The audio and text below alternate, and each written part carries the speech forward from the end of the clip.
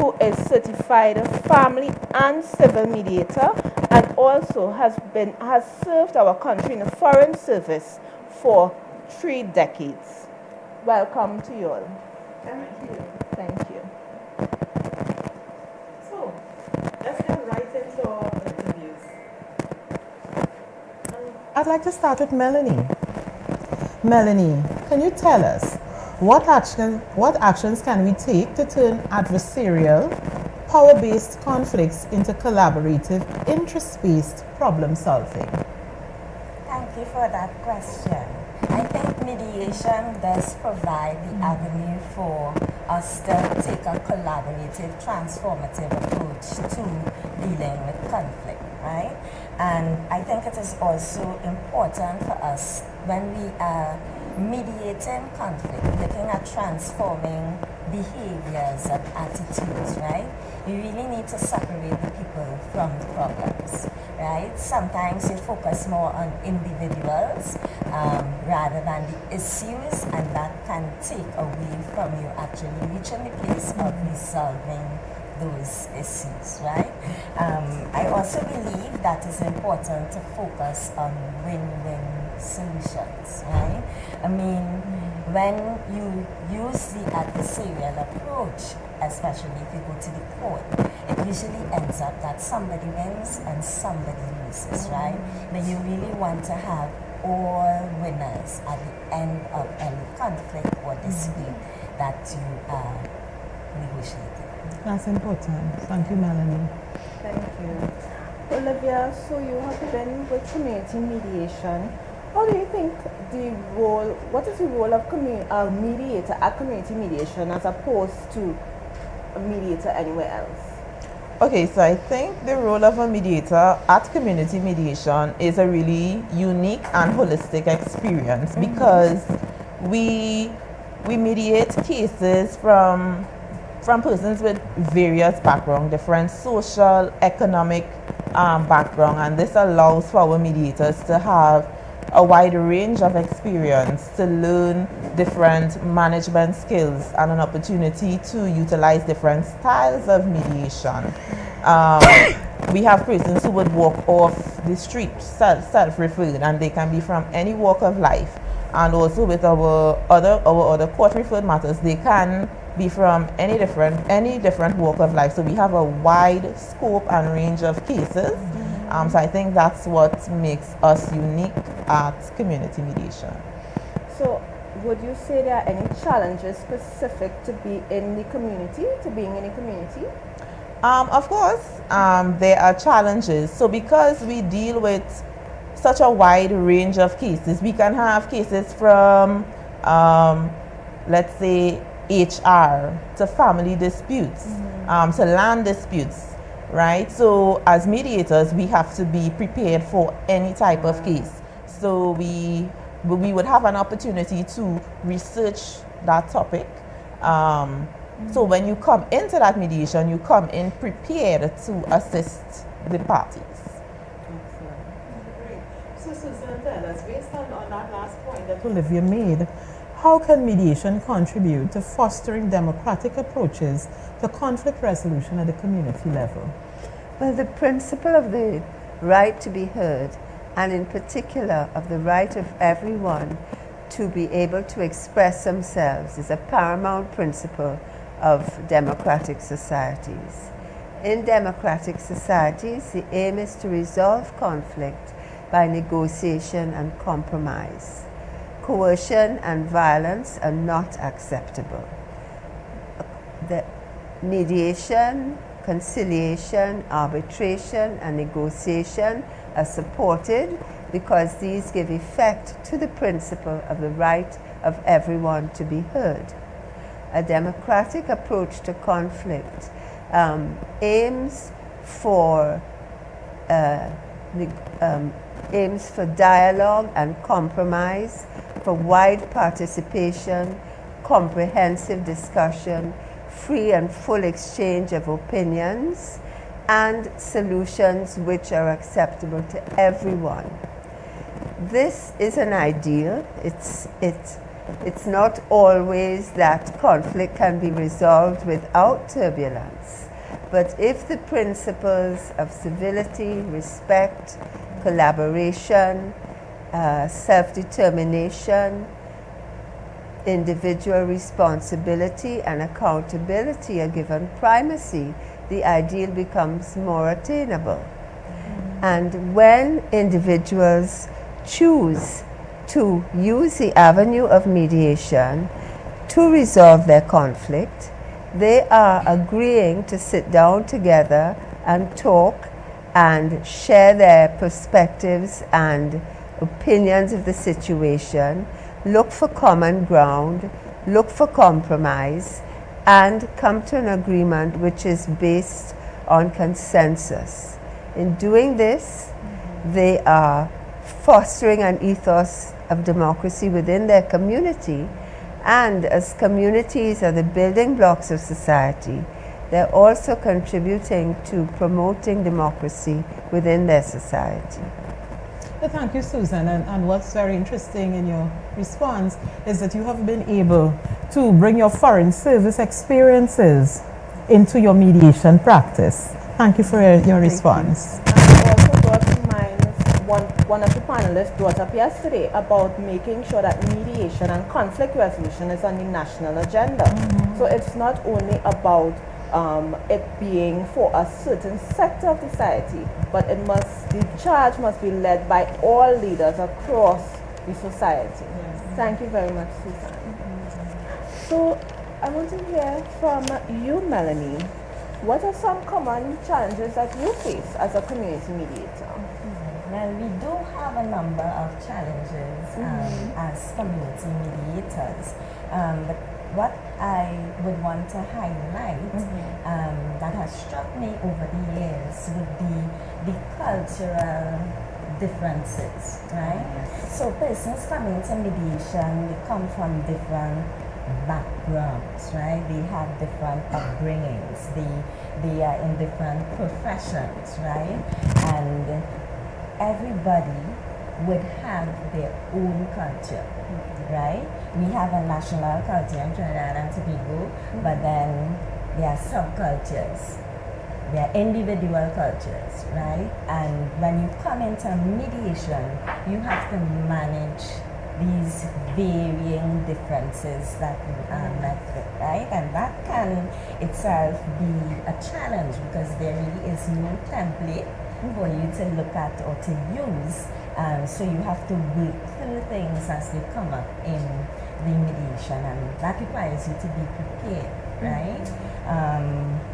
Another challenge would be managing oneself, right? Because sometimes we would have our experiences or feelings. I mean, in coming to mediation, you may have gotten a bad drive on the road, right? When you actually get into the mediation session, you have to manage yourself and not allow your experiences to affect what happens in the room. You have to maintain you have to be impartial and neutral throughout the process, and even in communicating with persons. You know, you might get a bad vibe from somebody, right? But you still have to work through and manage yourself and not allow yourself to be moved by what is happening in the room, but really to work in the interest of the parties to assist them in resolving their disputes. And with that, you also may have a challenge when it comes to building the trust of the parties, right? Because when you come into mediation, they don't know you, but they expect you to help them resolve the conflict, right? So you really have to work hard towards building and maintaining that trust throughout the process, and that could be challenging, but you have the opportunity as well to go into caucus sessions, right? Where you deal with the parties one-on-one, so that would afford you the opportunity to clear up and help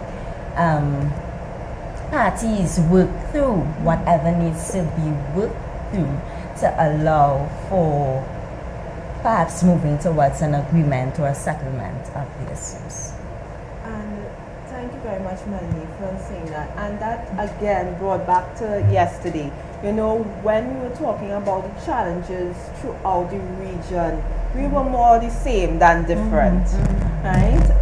We heard about the culture, but there's also the similarities we have connecting all of us, and we have the same issues that we face.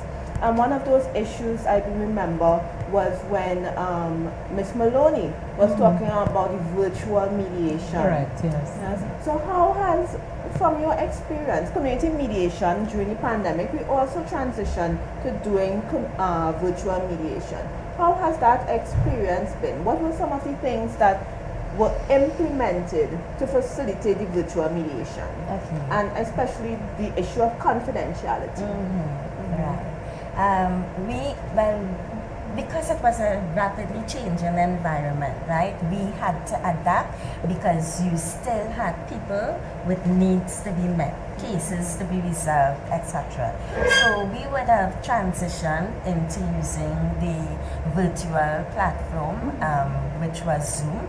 Of course, that required us, because we were facilitating in-person mediation, it required us to be trained, right, on using the Zoom platform, as well as being able to help the participants as well when they come on to the platform, right?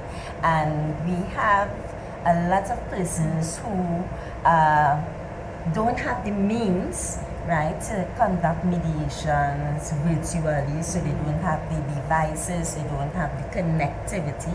So we at community mediation, we try to assist persons as best as we could, where we would facilitate them at the centers, but it would have been observing the protocols as well, right? So those who could not afford it and those who was interested in participating in mediation, they could have come in, the protocols would have been observed, and we tried as best as we could to navigate in spite of the challenges. You mentioned confidentiality as well. And we have the agreement to participate in mediation, which persons would have signed agreeing to confidentiality. But when you're in that room and that space, right, you know, sometimes you would know or pick up when somebody else is in the room, right?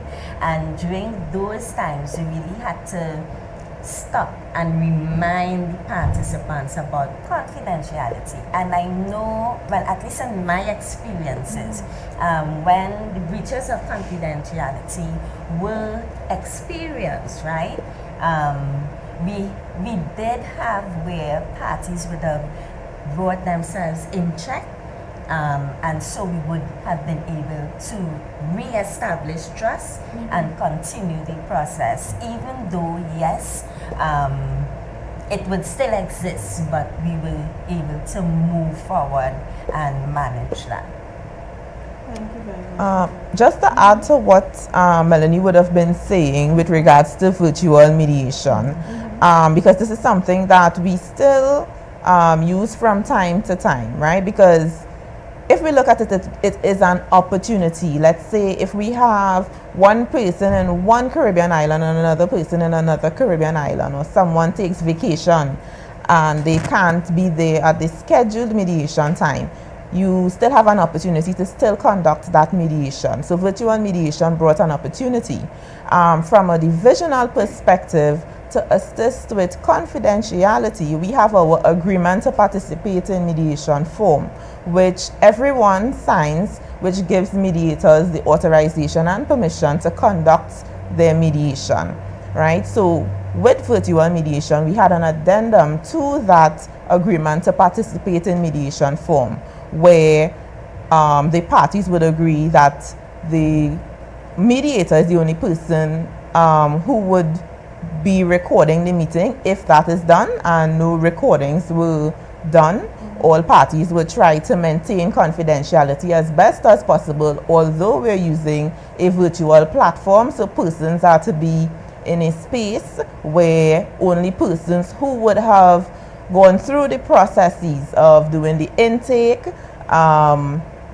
pre-mediation counseling if that needed to be done. Persons who would have had that authorization and done those things prior, only those persons are to be in the room where and when the mediation is being conducted, right? And to assist in that, the mediator would do a sweep of the room, which is a 360 vision of the room to ensure privacy and confidentiality is maintained.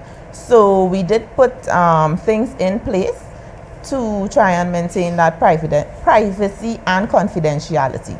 However, mediation is about empowering persons to make decisions in their best interest. So as much as we put things in place, we are giving parties the opportunity to take responsibility and say, yes, we will be honest, we will conduct this mediation without anyone else being in earshot of it. We're not going to use our phones to record, because also these things are not to be around when the mediation is taking place. So as much as possible, things were put in place for mediation to take place virtually, maintaining privacy and confidentiality of that mediation process.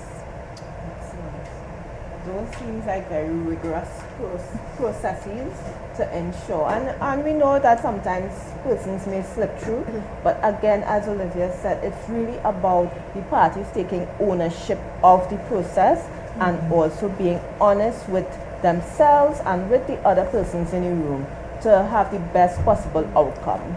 Yes, so that whole theme of ownership and taking responsibility and being honest, those are key issues when we talk about transformation and transformative mediation, because you're really looking for that change in behavior. Yes. So I want to continue with Olivia. Okay.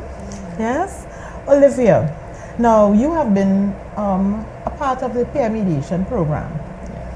The Community Mediation Services Division has a peer mediation program which has been implemented at schools.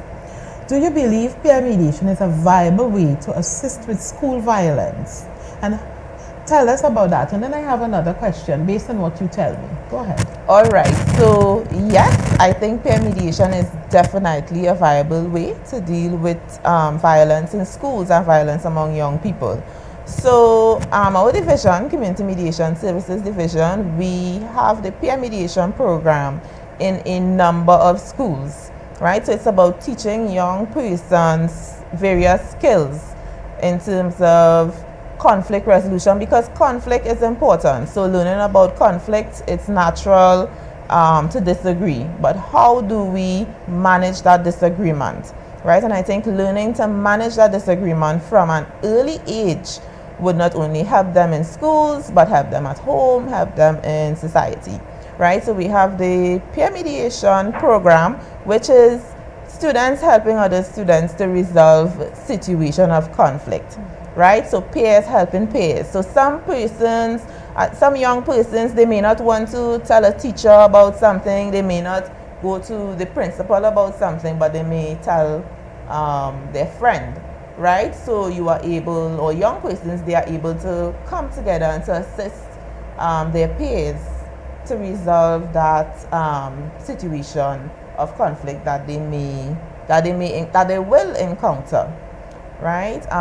So the peer mediation program has been impactful because we would have first started with a peer mediation camp, right?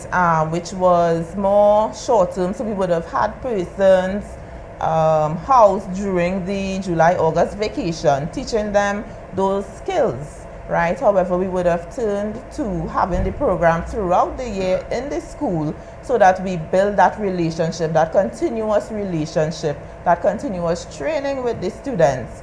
And if they need that support, we are still there to support them. So how has that switch benefited the school, implementing The programs within the school.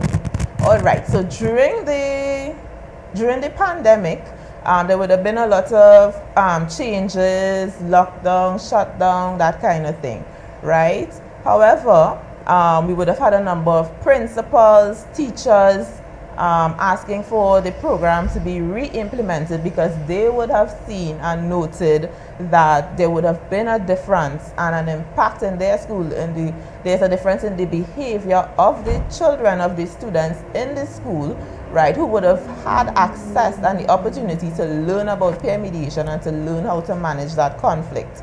So when there was that pause, you had that gap in persons who no longer had these skills, right? So persons, principals and teachers and liaisons started asking for the program to be re-implemented because they saw the impact and the positive impact that the program had on their students and on their school as a whole.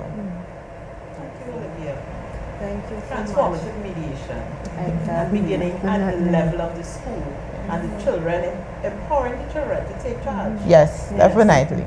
And also helping them to be empathetic and putting themselves in each other's shoes, because that is, people think that you are either empathetic or you are not. Empathy is learned, empathy is modeled, right? So the peer mediation program, I believe, allows them to be able to learn those skills and model those skills to their peers as well. You know, and I'm also seeing, Rennie, that it has helped the children to develop leadership skills Yes. And to adopt responsibility for the management of things in their schools and to make a difference in their schools and their communities. And I think it is really a commendable program. I think so too. So, Susan, as a family mediator, I want to hear from you. Have you ever encountered or recognized during a case that there is a power imbalance from a domestic dispute? Yes. How did you handle that situation? Yes. A power imbalance is a situation where one party feels intimidated by the other party or parties to the extent that they're not able to effectively communicate or ensure that their own interests are put forward. Right? Sometimes one may realize the possibility of a power imbalance from the intake and the risk assessment questionnaire, which identifies situations of abuse and also the need for counseling as appropriate. Other times, from the body language and interaction of the parties as the mediation begins or as the mediation progresses. Power imbalances can be the result of a variety of factors, such as dependence for housing and finance, isolation from family and friends, concern about the welfare of children, simple domination, also differences in the levels of education and capacity.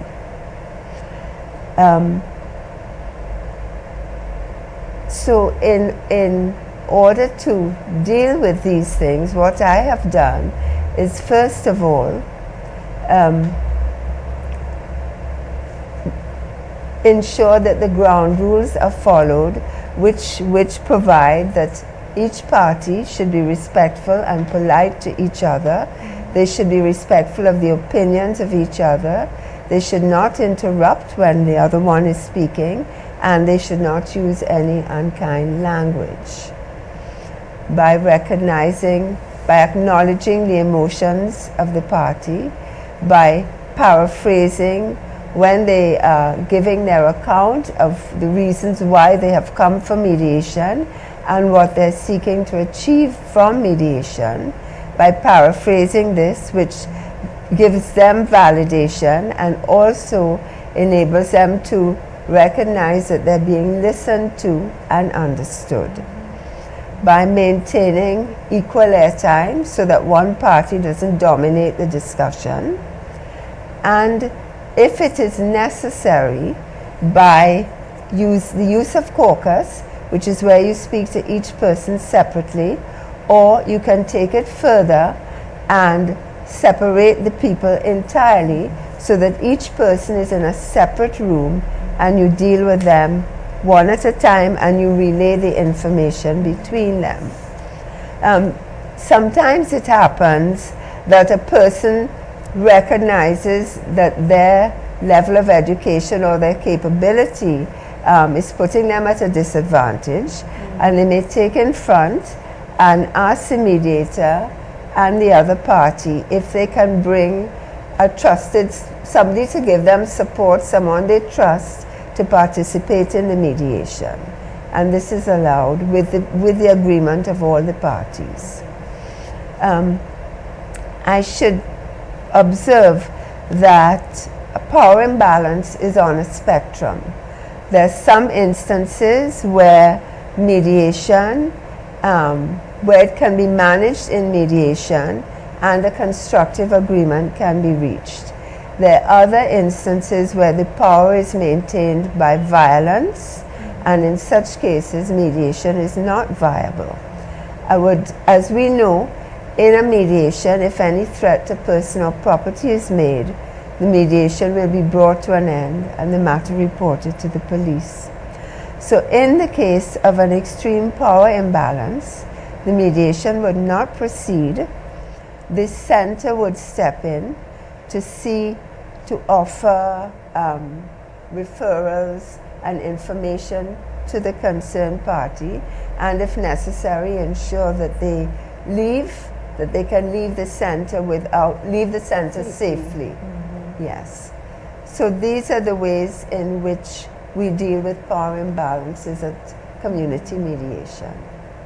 Thank you, Susan. And it's very important as we continue to talk about the role empowerment plays in mediation to recognize that this is not, those things that you would have called there may not necessarily be recognized if it is they choose alternative forms of resolving the conflict, including going to the court. Because if there's a financial difference, someone may feel that they may get a better lawyer because they can pay more money. And because your lawyer is speaking for you and you don't have the opportunity to speak for yourself, you may feel more disempowered, if that is a word, and not being able to really get the justice or perceive that you have gotten justice that you felt you deserved. And I think that the processes used by community mediation also help, because you have the before the mediation even begins, there is the intake and the pre-mediation counseling and the risk assessment. Those things are done, and those things will alert the mediator. Well, firstly, as Susan would have mentioned, whether this is a case that is viable for where mediation is viable. And if it is viable, it will also alert the mediation and the mediator and the mediation center about some of the red flags to look for, some of the warning signs to look for, and when you need to say, okay, here is where we end. And these are the other steps that will be taken. So I think it is all within if we're talking about transformative mediation, we really need to look to see what are the systems and processes we could put in place to ensure that everybody gets the best out of mediation. And the risk assessment is a process that we added a couple of years ago. And that really has helped us well to ensure that when it is persons reach that room, the power imbalance is minimized as well, and they may have gotten pre-mediation counseling. Correct. So I just want to ask one final wrap-up question before we go to our next segment. As members of the Community Mediation Services Division, I want to hear from you, what is your favorite program? Not as a mediator, but your favorite program. So we have our NEP, PSG, peer mediation, co-parenting, so many of our supporting proactive programs.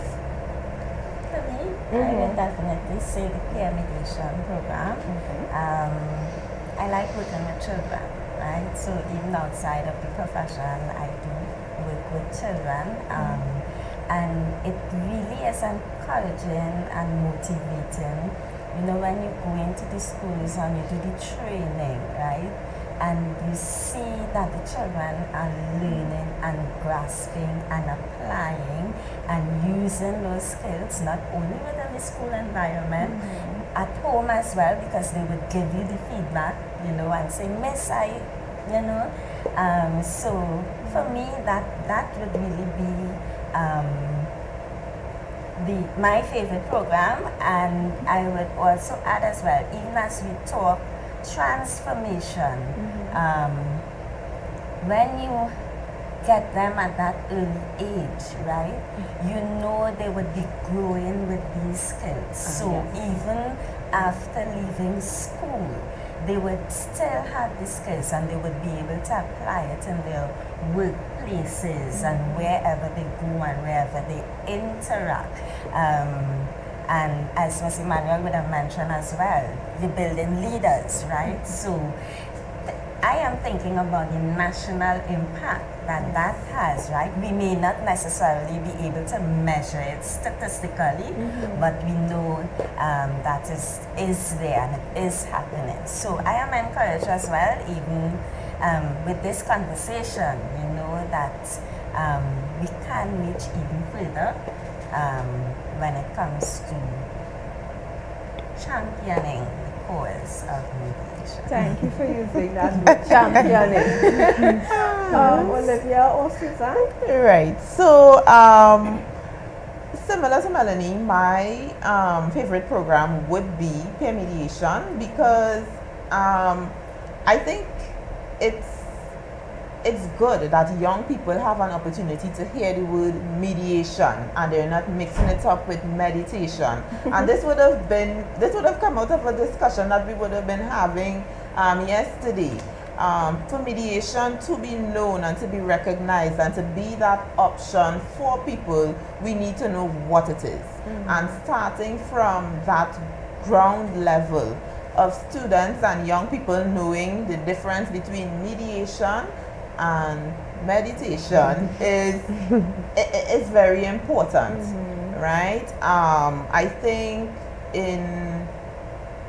of course I'm very proud of the peer mediation students that I've had the opportunity to work with throughout the years, and I'm very excited to see them today and for you all to have an opportunity to see the impact that community mediation has and to see our young people utilizing and working and demonstrating those skills, right? And they do not forget, they take it with them throughout their lives, and which we would have a testimonial today which would be in line with that. So definitely I think the peer mediation program is one of our most powerful programs and one of our most impactful programs, and one that I enjoy being a part of. Thank you. Suzanne?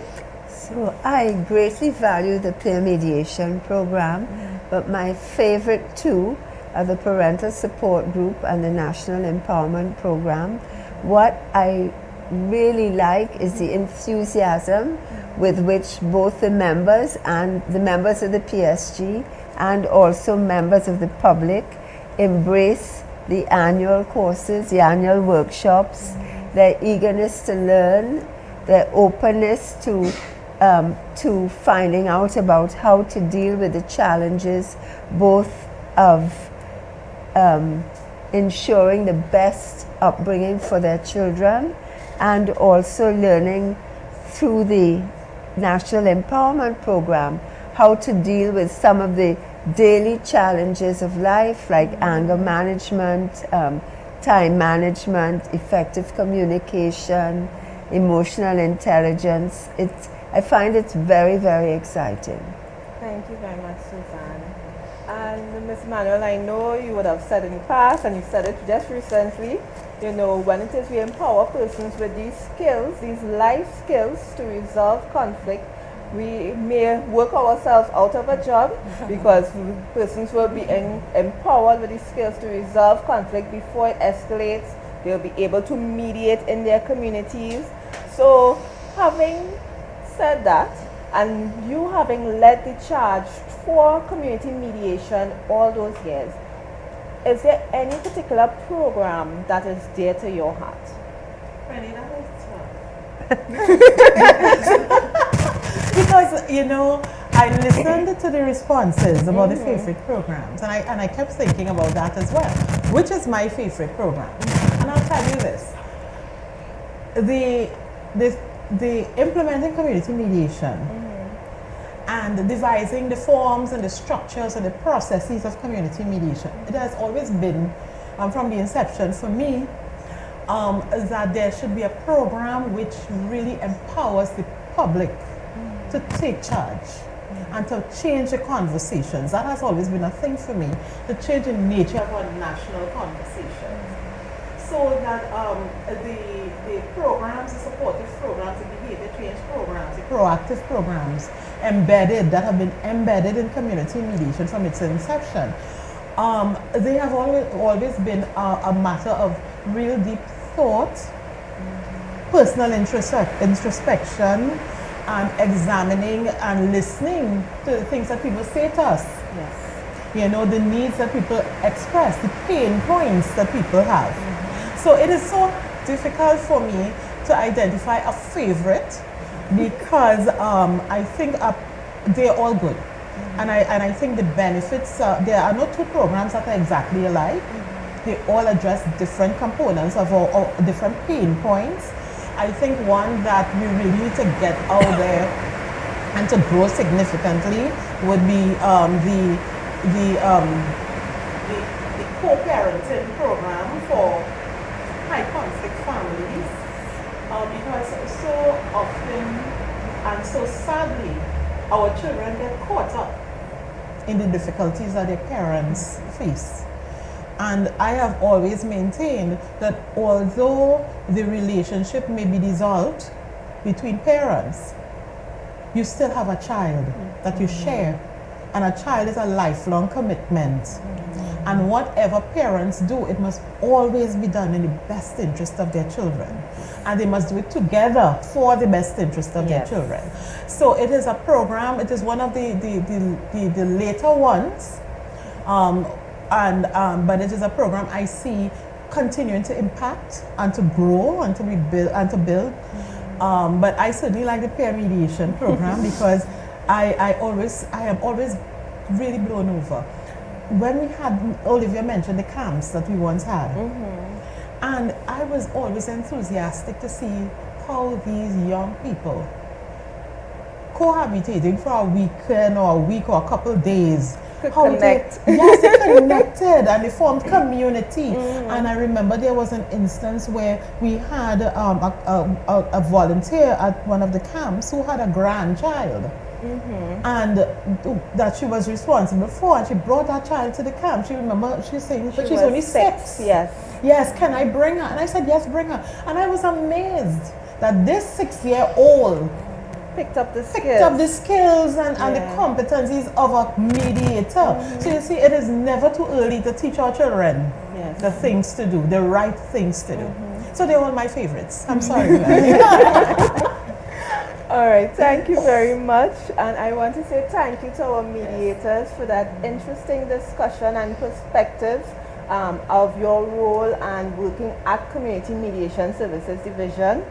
And I want us to transition to hearing from our parent support group, a representative of the parent support group.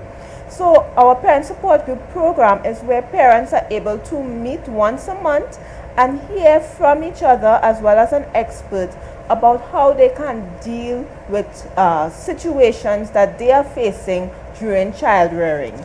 So it's not about them depending on the expert necessarily, but hearing from other parents what you would have done as you were going through these experiences and build community with each other.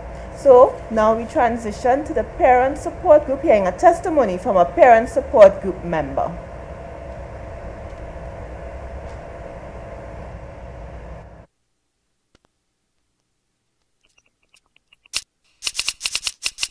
I must say that the PSG group has really, really impacted in my life. I was a young mother mother and a mother of 6. And I joined the group when I was a bit more mature. But prior to that, I thought I knew it all. Obviously, I didn't. But when I came into our Port of Spain PhD group, my life really changed. I began to become hungry for knowledge and how to deal with situations.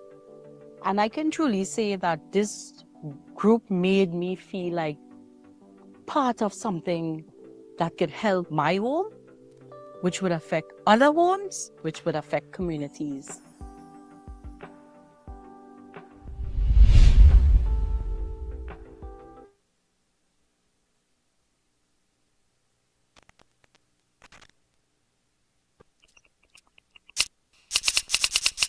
I must say that the PhD group has really, really impacted in my life.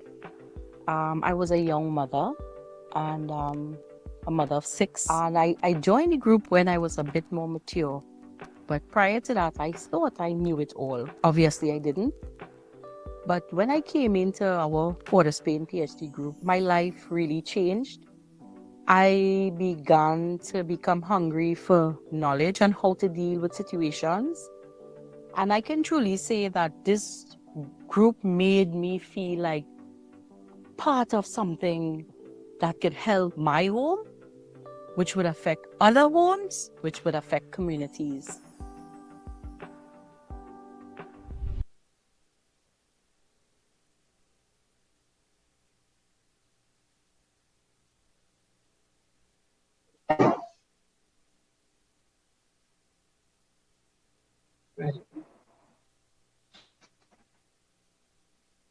The Community Inclusive Mediation Program.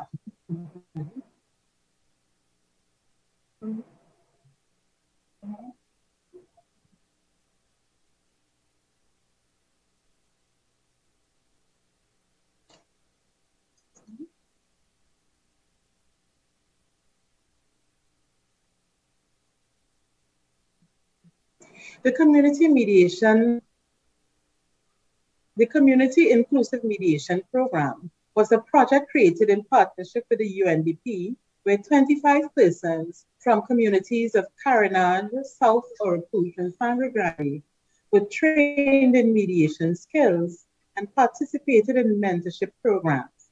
These persons were active advocates, community advocates, local government councillors, leaders of CBOs and NGOs, and youth leaders. Today, we have one of those participants with us, Ms. Akila Glasgow Warner.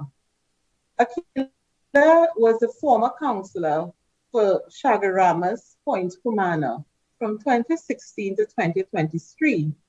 She is also the former vice chairman at the Diego Martin Regional Corporation from 2020 to 2023. Akila holds an MBA, and Mrs. Glasgow Warner has blended her love of catering and community to create a successful business. A wife and mother to 2 daughters,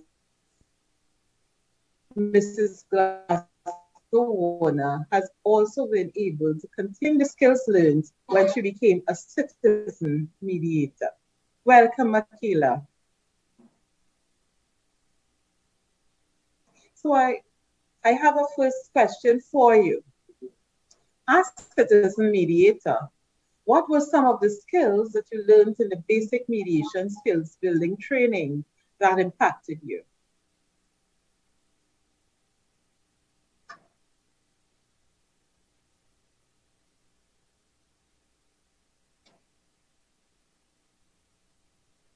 Unmute. Yes. Good morning, everyone. Are you all hearing me? I had an issue with being unmuted there. You all hearing me now? Hello? Hi, Ms. Glasgow. You could go ahead. Yes, we're hearing you. Yes, thank you. First of all, let me just say thank you for having me today. Let me just say that getting into mediation, you all hearing? During this was such an interesting program where we had persons who had never even heard about mediation coming together, volunteering their services to serve their communities in this excellent way. Being trained as mediators by our professional trainers, being trained in community building practices so that they could have gone back into their communities and share their knowledge, be empathetic listeners to persons in their communities and issues that were affecting them, and to intervene in conflicts, community conflicts, before they hardened. They and when I say before they hardened, you know, sometimes as community and as individuals and families, we have conflicts that are entrenched, conflicts that are generational even. I am always amazed when I mediate and you understand that that there are people experiencing conflicts that have lasted for generations and that have almost become embedded in their family relationships. So this community inclusive mediation program is intended to train persons in the community to intervene in those conflicts and to encourage behavior change among their fellow community persons before those conflicts become hardened and almost to the point that they are really affecting the fabric of the community. So it was so good that persons like Akila could volunteer to be part of this very very important, very difficult but very rewarding task. So I think we have Akila on with us now. And so Akila, I don't know if you had heard my question earlier, but I will ask again because I know you are very excited. You have been really in the trenches working in your community in Carenage. What were some of the skills that you learned in the basic mediation skills building training that impacted you? Akila? Okay, you all are hearing me now, right? Just making sure. Yes? Okay, great. I would say one of the some of the skills I learned was more on the emotional intelligence. I think Akila is joining us. I'm here. I don't know. Some people are saying they are hearing. Akila, can you hear me? Yes, I am. Yes. Yes, I can hear.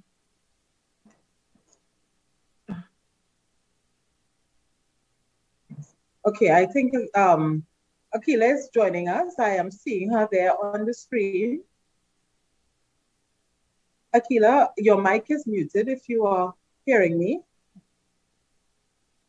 No, just a second. I think I'm seeing people saying that they are hearing. I think it's on her end. Can someone come back? Hearing you, Akila. Fantastic.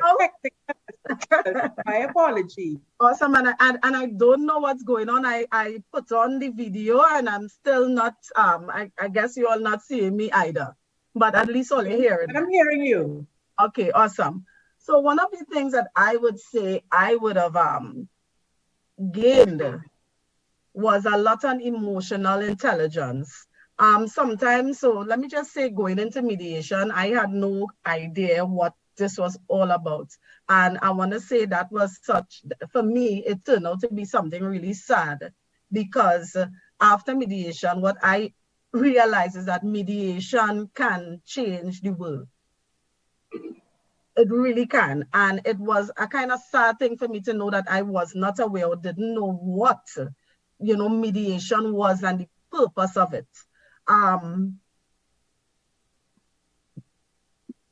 I would say that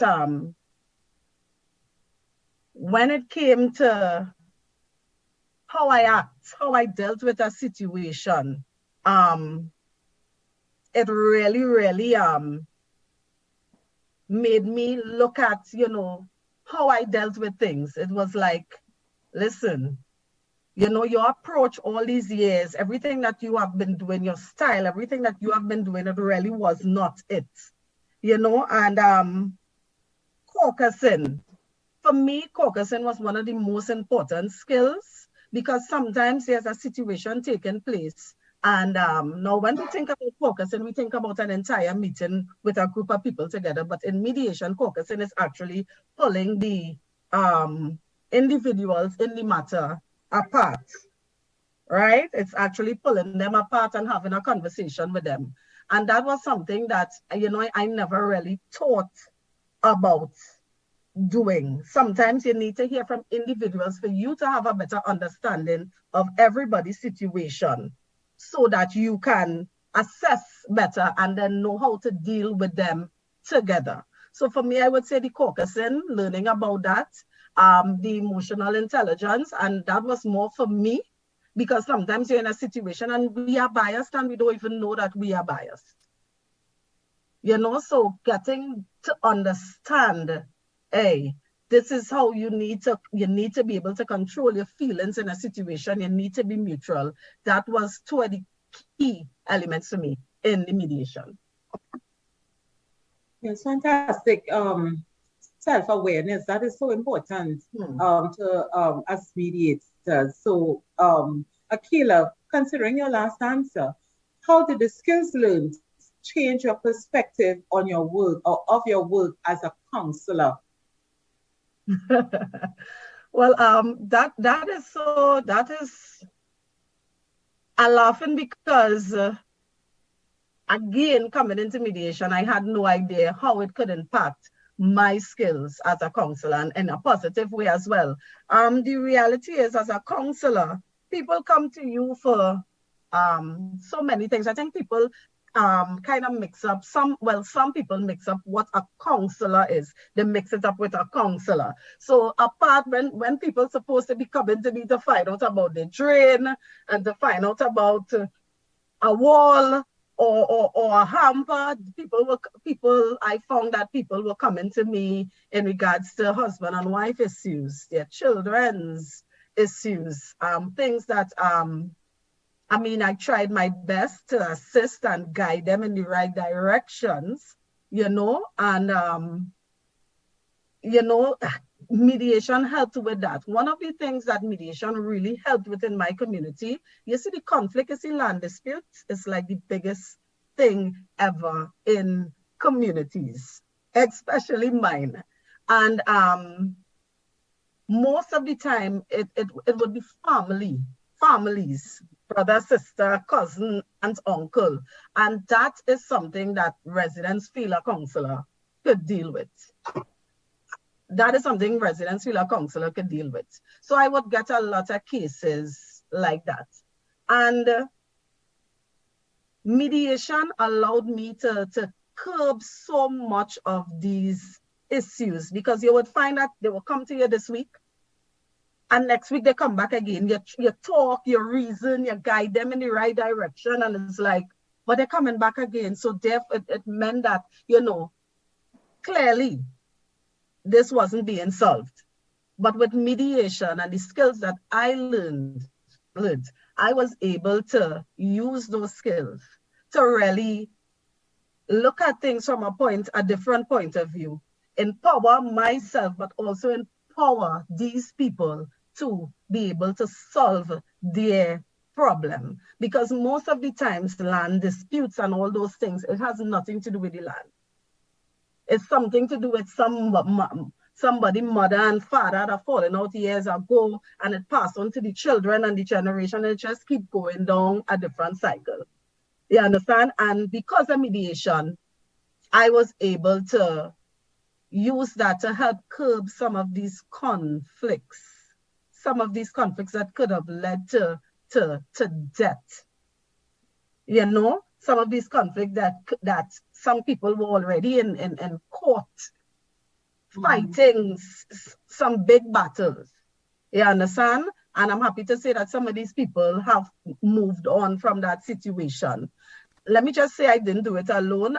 There were times when I had a situation, I would call you all.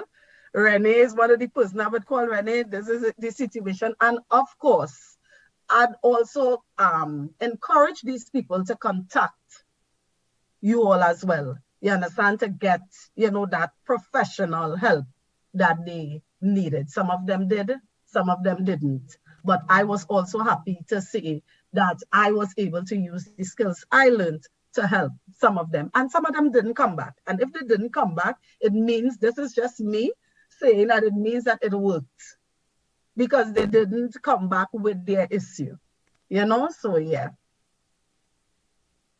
Well, Akila, from what you shared, it sounds as though the community inclusive mediation program and being a citizen mediator in your community achieved the objective, because this is what we are hoping to do, to grow this program as part of the transformative effect of mediation. Because what we would like is that within communities, people are empowered sufficiently not only to resolve their own issues, but to help their neighbors resolve their issues as well.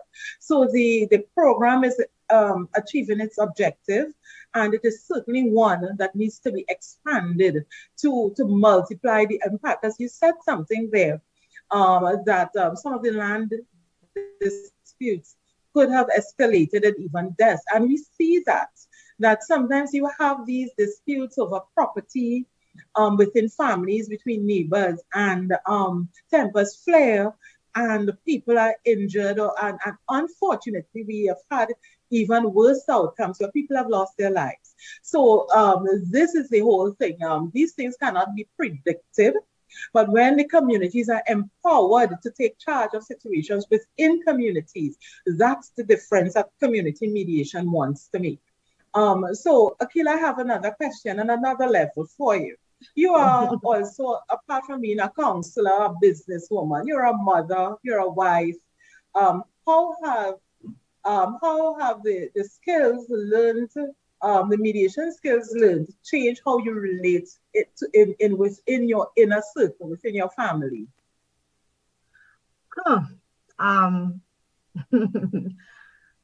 So I have two daughters, ages 15 and 20 now. However, when I did mediation, they were at an age like somewhere between 12, 13. So I grew up my daughters basically together. I dressed them in the same clothes. That age between 1 to 10, they would wear the same clothes to go everywhere. They were each other's best friends. And we started having some issues when that 10 to 15 age gap, where the 10-year-old is not able to be part of certain conversations that the 15-year-old may have been able to be part of, where they would not be able to watch the same movies and do the same things, where the older one was finding herself and getting her own friends and stuff, and that caused a lot of problems in my home. You know, it's something that I'm not ashamed to talk about, because I mean, growing up children, you as a parent, you're learning as well. You know, you're trying to figure it out. Everything that is happening is new to you. You understand? When they turn 10 and 15, this is the first time I'm experiencing that. So, you know, it was a bit challenging, because they would be fighting so much, arguing so much, and it was more on the younger one's part, because she couldn't understand, well, okay, all my life we have been doing everything together, and now we are, now I can't go and watch the same movie that you are going to watch. I can't be part of a conversation that you are privy to. And I actually used that the first week. I used my mediation skills that I learned the first week after I came from the training. So during that training, as you know, we were away from our families for like an entire week. So mommy is not home to curb the situation, right? To keep them at bay and keep them on track. So when I came home, it was like a really toxic situation between them. And I had to I was like, you know, why not try it? And I did the caucusing with both of them individually, and then I brought them together. For my younger daughter, I realized that I had to put her in someone else's shoes. You know, I had to use that so Nubian. If this was you, if you were the 15-year-old, right? And there was a movie that you really wanted to go and see, but because your sister wasn't allowed, is not old enough to watch that movie, how would you feel? And let me tell you something, that worked like a charm. Now, something as simple as that, right? Something as simple as that. You would think that, I don't know, maybe the average parent would be able to have that conversation with their child without even doing mediation. But the reality is I was not. It's not until mediation I was able to look at it. So it was not me being mommy here.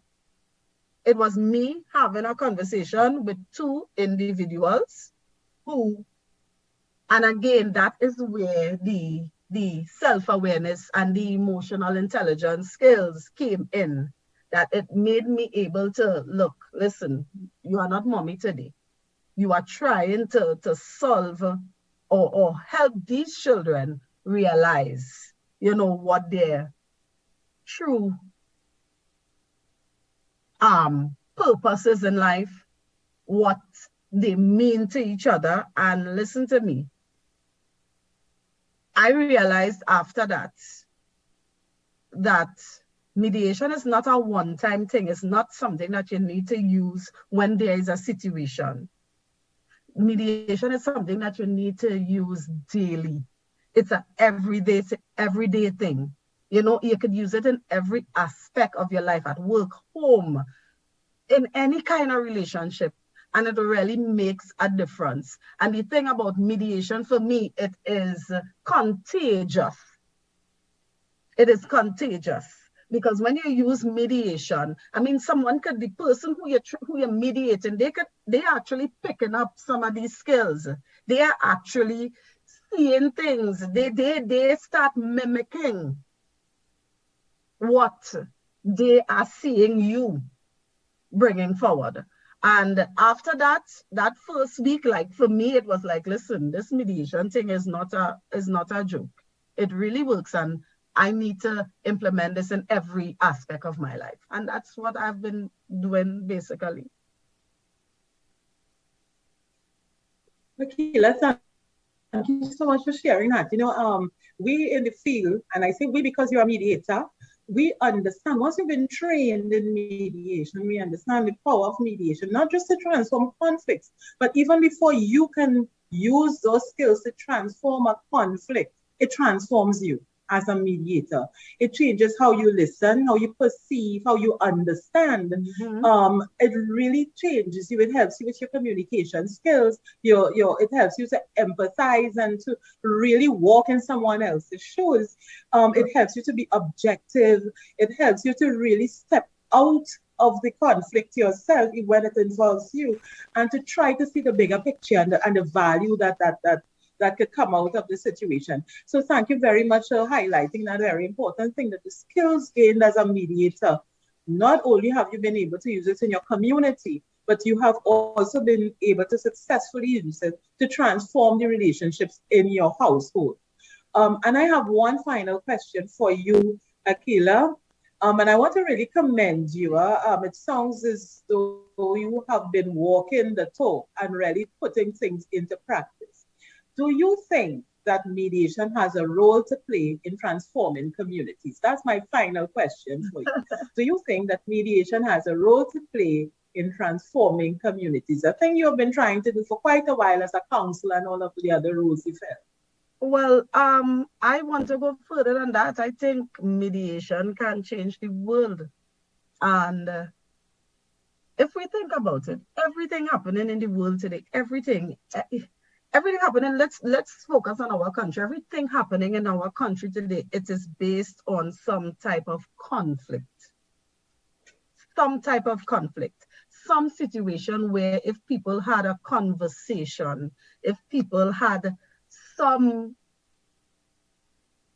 avenue where they could talk it out. Sometimes the issue is not being able to talk it out, because what we do is we come up with our own ideas of what a situation is, and we stick with that. Sometimes we hear rumors, sometimes we hear somebody say something about we, and we ain't even asking a question. We get an enemy, right? And that trickles down to our children. I know in my community, I know of generations of enemies, families, children that wasn't even a thought when their great-great-grandmothers or grandfathers was in a conflict or had some issue. And over the years, they're born and they hear the story, and we are enemies. Over the years, they remain enemies. And now it's different. Now this enemy thing is not just neighbors passing each other straight or watching each other cut eye. Now it has reached to where people are killing each other.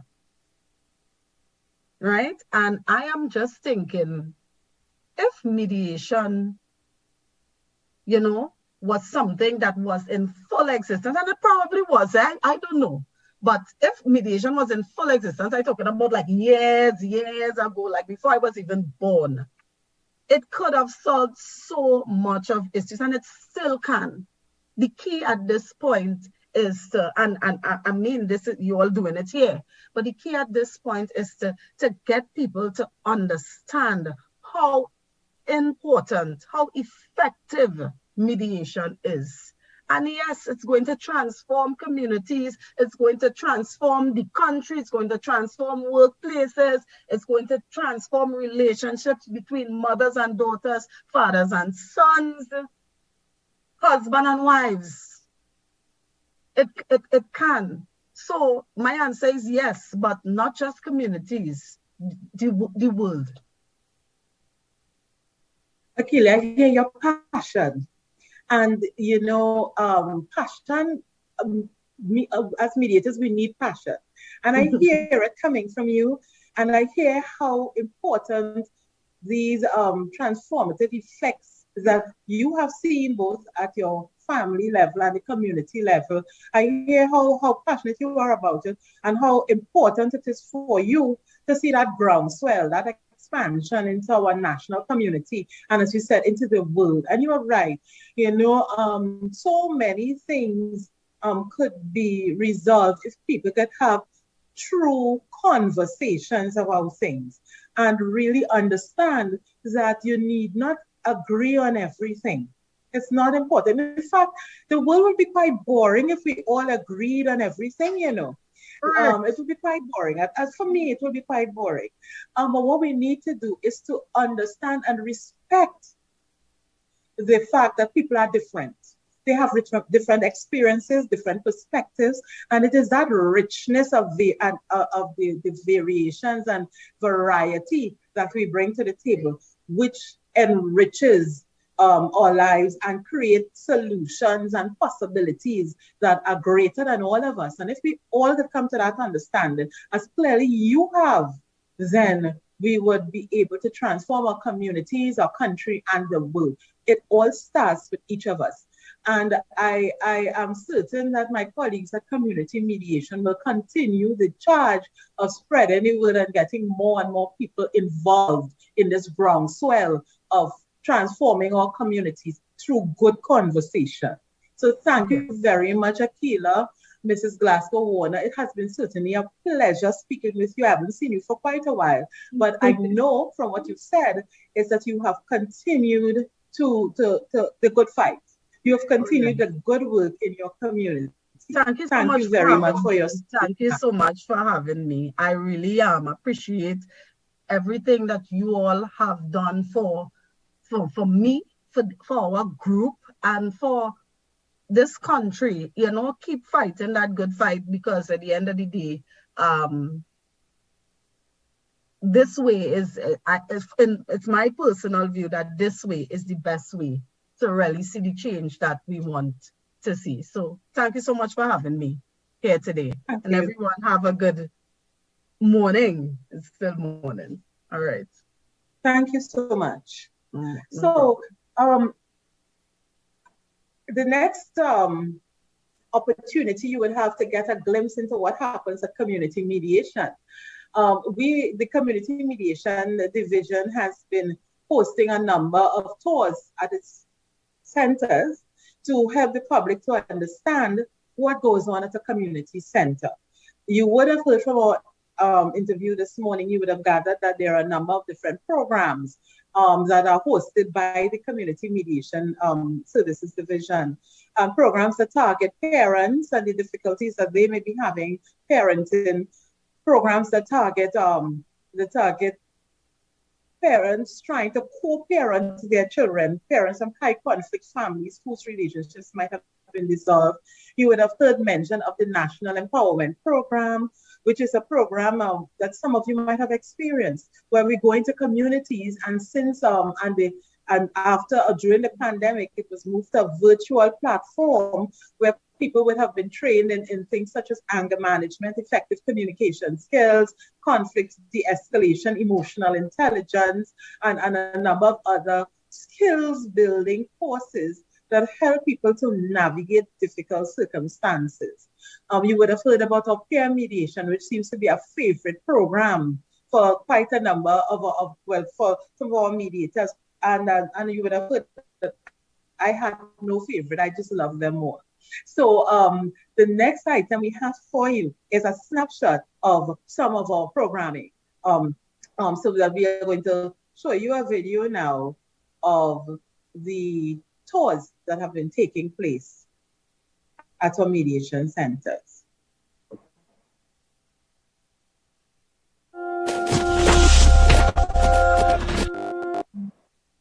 Have you ever been in a dispute with someone? Your neighbor continuously parking and blocking your gateway? Your ex-partner not contributing enough financially to support the 3 children of the relationship? Your co-worker forever creating issues in the shared cramped space at your office? Your landlord refusing to maintain the apartment, which is in breach of the contractual agreement? Have you ever wondered how you can deal with all of these issues and some not mentioned? Join us on this virtual tour brought to you by the Community Mediation Services Division of the Ministry of Sport and Community Development. We give you a bit more insight into the services and programs of the division and show you how you can benefit from what we offer. Today, we're visiting one of our community mediation centers located on Frederick Street in Port Spain at Jobco Building. All mediation centers have a similar layout, and it's where we deliver our services of mediation and counseling.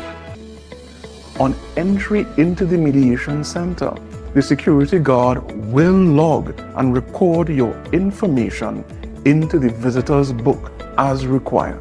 You will then be offered a seat in the waiting room, and an intake officer will be assigned to you to find out the purpose of your visit. While waiting, feel free to make use of any of the resources or reading material available for your use.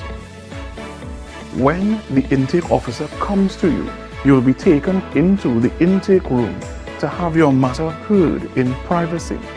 The services and programs available will be explained to you and the procedures of the center outlined. Your demographic information and a summarized version of the issues will be placed in a file and a case number attached to the file. Your file will then be forwarded to the mediating assistant for an assessment of the most suitable service for you. We provide, as part of our services, counseling. Clients meet with the social worker to discuss issues that affect them personally and seek to develop strategies to modify behavior to allow for better relationships. Also, pre-mediation counseling. Clients meet with the social worker to assist them in preparing for mediation with a focus on areas that may affect their participation in the mediation discussion. Mediation. Clients in dispute meet with a person called a mediator who is neutral to the conflict and will assist them in resolving the dispute. The mediator does not tell the clients what to do or how to resolve the conflict, but facilitates the conversation for the parties to move towards resolution. Sometimes, after the mediations, clients meet with the social worker to work on personal issues which may have arisen during the mediation discussion, or to develop strategies to help them deal with the outcome of the mediation discussion or mediation agreement. Follow-up is another element of the services we offer. This is for all clients who have participated in either mediation and or any type of counseling. These clients are contacted by phone and a general check-in is done by the intake officer or mediating assistant to find out how persons are progressing, coping with, or managing situations. This also helps to determine whether a return to mediation or counseling may be necessary for the client.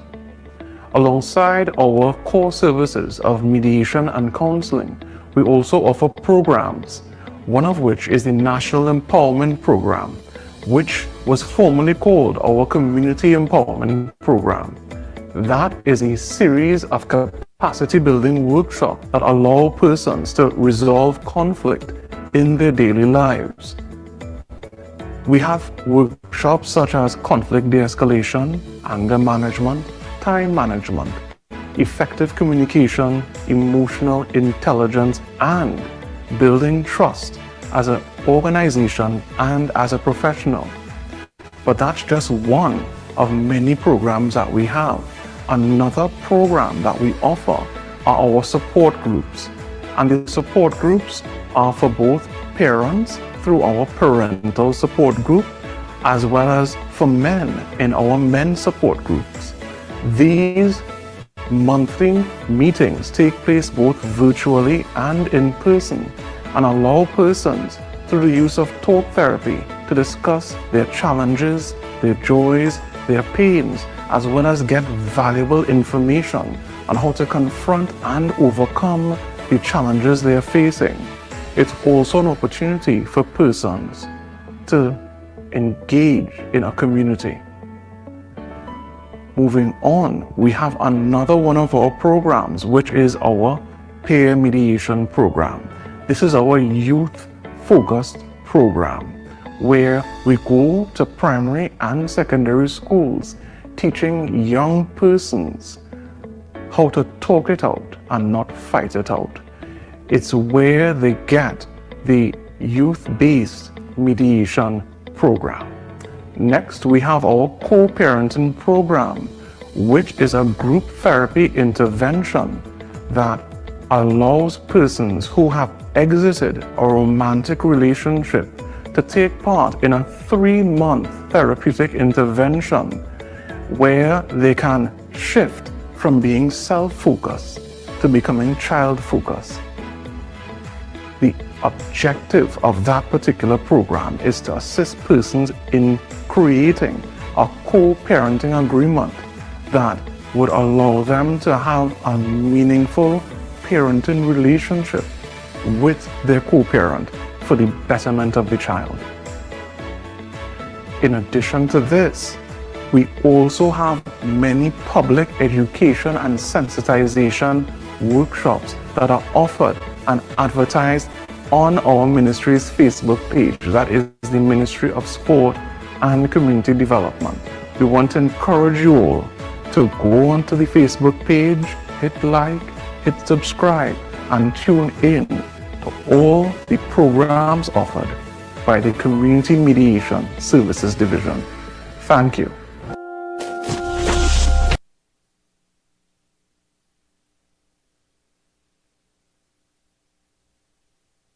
Okay, so we are back, and thank you very much for watching our virtual tour and listening to further information about our peer mediation programs, co-parenting, national empowerment, and parent support group programs. We now transition to hear from our ministry and how our ministry is impacting communities through the National Policy for Sustainable Community Development. We have with us Dr. Donna Knight, Dr. Knight was appointed to the position of Director of Policy Research and Planning in the Ministry of Sport and Community Development in 2023. Prior to that, from 2014, she held the position of Policy Coordinator and headed the policy unit through which she had been involved in directing the formulation and policies for governmental Trinidad and Tobago, the main being the National Cultural Policy of Trinidad and Tobago and the National Policy on Sustainable Community Development. A graduate of UE with a BSc in Sociology, Dr. Knight interrupted her career of 30 years in the public service in 2005 and completed a master's in Sustainable International Development and followed by a doctoral studies in social work at the Washington University in St. Louis. Her dissertation, which is what it is we are focusing on, is her passion, rather, for collective efficacy and community-based crime prevention, looking at insights into the workings of informal community structures and their impact on the social life and informal regulation of communities. We welcome Dr. Knight with us. Good morning, Renee, and thanks for having me and for the opportunity to be a part of this most timely and relevant conference. Thank you. And as I read, I see your passion really is in community-based crime prevention. So, of course, naturally, I want to find out, Dr. Knight, the National Policy for Sustainable Community Development, it was developed in 2019 by the Ministry of Sport and Community Development. What are some of the aims of the policy? Thank you, Renee. And for the benefit of those who would have never heard about it, I want to answer that question with reference to 3 issues. One, the UN definition of community development, the value of community participation in development, and the theory of collective efficacy. So starting with the UN definition, it defines community development as an approach which relies on local communities as the unit of action and which combines external assistance with local development resources and stimulates local initiatives and leadership. And so that definition really adopts or speaks to a place-based approach to development, a specific geography where people have a commonality of experiences.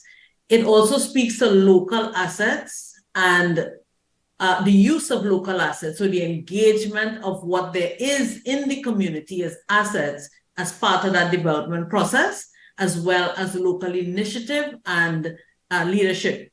It also speaks to external assistance. So communities are not to do it alone. Consistent with Goal 17 of the Sustainable Development Goals, it speaks to multi-sectoral partnerships for development. And so the policy adopts these areas. It's a community-centered approach based on community residents and organizational leaders. It wraps them around with government support, corporate support, academia, and even the international government organizations like the UN and the IDB. But most importantly, it mandates the communities to pursue sustainable development through facilitating transformative projects under the pillars of social and human development, economic development, cultural development, and environmental development. And that begins to have a transformative approach in the sense that people are not thinking of the one-off, and I like to say the touchy-feely kind of projects, but they're now looking at how do we transform our circumstances. And if I should add, a policy is really a solution to a problem. And part of the problem was the whole siloed issue. Even within communities, persons were operating, groups were operating in silos on their own. And then, of course, government agencies as well operating in silos. So it seeks to address that, but it also sought to have a vision for the development of the community, that the community organizations can can support and work towards. So assets being drawn towards a goal. But in addition to that, it privileges the value of community participation in development, right? And community participation is well established in the literature and in practice to be associated with critical success factors. Those success factors are the buy-in and involvement of persons in the development. So they buy in, they own it, and they protect it, right? It also speaks to targeted efforts, because people are not coming in from outside and saying, this is what you must do, but it's engaging with the community in terms of what they understand, some of the needs and issues and where the problems are. And then it focuses on the sustainability of the efforts at the community level. And then it also has the potential for cultural change. So we are now about transformation as the conference really focuses on transformation. And that community participation is what would lead us into some of the discussion on conflict, because it takes time for the transfer of knowledge to this collective community group or community groups working collectively. It takes time for team building, and it takes time for forming, norming, storming, and performing to take place, right? So there's a lot of investment in the work. And so, but when you get it right, it's a well-oiled machine for sustainable development. And the last piece I wanted to say in terms of explaining the policy is that theory of collective efficacy, which is my personal baby, right? So while the policy is concerned about the approach to community development, it's also concerned about how that approach is sustained. And so the sustainability of the approach is dependent on a transformed national understanding of the field of community development. And your guest before talked about how mediation can transform not only the community but the nation and so on. And similarly, it is how I feel and we feel about community development also has that potential to transform. And so one of the objectives of the policy is to facilitate the establishment and maintenance of standards and professionalism in community development practice. So you think about a profession, you think about a body of knowledge that guides, for example, engineers, attorneys, psychologists is a body of knowledge, right? I argue that community development can find its foundation in structural sociology and can stand solidly on the platform of the great work of scholars like William Julius Wilson, and many others who speak about place matters and where people live and how that greatly influenced their life outcomes. And so from about 1997, a lot of study went into this whole theory of collective efficacy. And what is it saying? It's saying that there are greater outcomes in health, outcomes in youth behavior, outcomes for crime and violence, when the communities are cohesive and they are willing to work together for the common good. All right? So that whole attitude of not in my backyard kind of thing.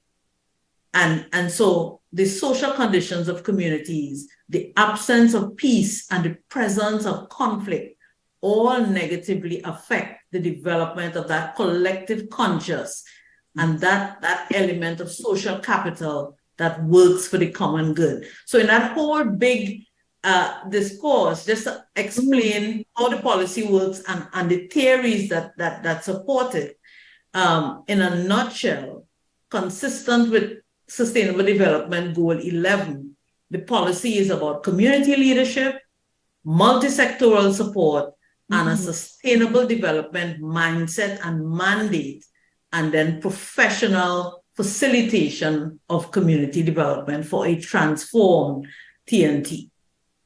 So that's my response to your question about the policy. It's a long response, but it's important. And I think also one of the things that you would have highlighted is it's community-centered. It is about transforming and also sustainable, because we think of transformation as being something that is one-off, but when it's really transformation, it also has to be sustainable for years to come. Right? So having gone into the aims of the National Policy for Sustainable Community Development, which can be a mouthful, but basically you just explained it. What has been the experience of the policy in transforming the terms of conflict resolution conversation? Thank you. Yes. So the policy in the first place anticipated that there would be conflict in this approach where you are gathering multiple persons, you're gathering multiple persons who may or may not have any kind of linkage with each other, except that they live in the same space. The sport group, the women's group, the village council, and a range of other groups that exist in the community, as well as it brings together also individuals who would have, they might be retired individuals who would have worked in education and public service, wherever in the corporate sector. And then, of course, you bring together business interests in the community. So bringing all of these persons together, ultimately and inevitably, there would be conflict, right? And so the policy anticipated that there would be conflict. That's one. And so what it sought to do was to build into the policy. And so objective 5 of the policy, it says to utilize our dear colleagues, the services of community mediation, as well as to facilitate the establishment of other structures and mechanisms for conflict resolution and management in community development. So it anticipated it, it plugged it into the policy as an objective. And then, but our experience has been that the conflicts are wide and varied, all right? So you can have conflict with respect to the strategy and structure of the policy. Some persons around the table may not like the approach that the government is using to implement this policy, right? So if I can explain that a little more, so we bring this the committee that comes together at the community level. Right. They are they're considered the think tank of the policy, the driving force in terms of the ideas and in terms of the vision for the community and so on. But they're not necessarily the implementers, because we didn't want to duplicate the role of other organizations around the table. So why create a separate entity that implements when you have, for example, the sport groups who can do excellent work in terms of sport, using sport as a tool for development? And why do you create another entity when you can have the village council doing excellent work, whether it's infrastructure, support, leadership in that area, and so on? So we wanted the think tank to bring the people together, but the organizations that sit around the table be the implementers. Some people don't like that particular approach. There are conflicts with respect to politics. Some people, because we are a government entity, they feel that we have a political agenda, right? And we are pains to explain that the ministry is about the entire country, building sustainability. And we do not care whether elections are coming or going. We are concerned about community development, but we have to deal with that. There are conflicts about resources because groups juggle, always. right? And so on. So these are and then there's the conflict in leadership styles. So the person who might be leading the group may be an autocratic leader versus a transformative leader. And so we have those kinds of issues. And then I've heard a lot in your previous interview about the intergenerational conflicts, and all of these things come out in our efforts with the communities. And so we'll talk in a little bit, but I just wanted to share, these are some of the kinds of things that we have faced, and we can talk more about what is proposed in terms of how they should be addressed. Okay, so I heard you talk about leadership, especially conflict in leadership styles. So what are some, and this is my last question, and what are some of the potential strategies for conflict management related to the collective leadership? Sure. Excuse me. So there are so many things that we are still growing into, and of course working with our colleagues in community mediation to make sure that they can be effective. But recognizing in the first place that we are part of a historically violent society. All right? And that has, I guess, to some extent, in terms of the whole community face of it, has been more evident in some of our lower income communities. So persons can always talk about, historically, the Bajan that walked around with the cutlass in the back pocket, who was in charge of the community, all right? And people would get planassed if they didn't behave in a certain way. Or people can always talk about the stone throwing and pelting this house and that one. And so that's the history that we came from. Unfortunately, the weapon of choice now has that fatality issue in it, right? So the first thing we really need is a culture of peace nationally, right? That's it. So because it starts with the general citizenry. How do we relate to each other generally? Because that impacts what you see. The community is a microcosm of the wider society. All right. So that definitely strategies that are geared towards fostering a national culture of peace. We need that in the first place to grow generations of peacemakers. So a whole of society approach to peace building, and we celebrate your school-based approach to peace building. We celebrate the social media approach to peace building in terms of trying to change the narrative generally. And of course, we celebrate your workshops and your sensitization for community residents and organizational leaders to be a part of that as well. But we also need those unique community-based approaches to address the conflict issues at the community level, all right? And so in general, as a normal part of the work of the community development professional. And so we're saying, yes, it's great for us to have mediators and a community mediation division. Mm-hmm. But we also need, and I know that community mediation has also been doing that in terms of training the trainers.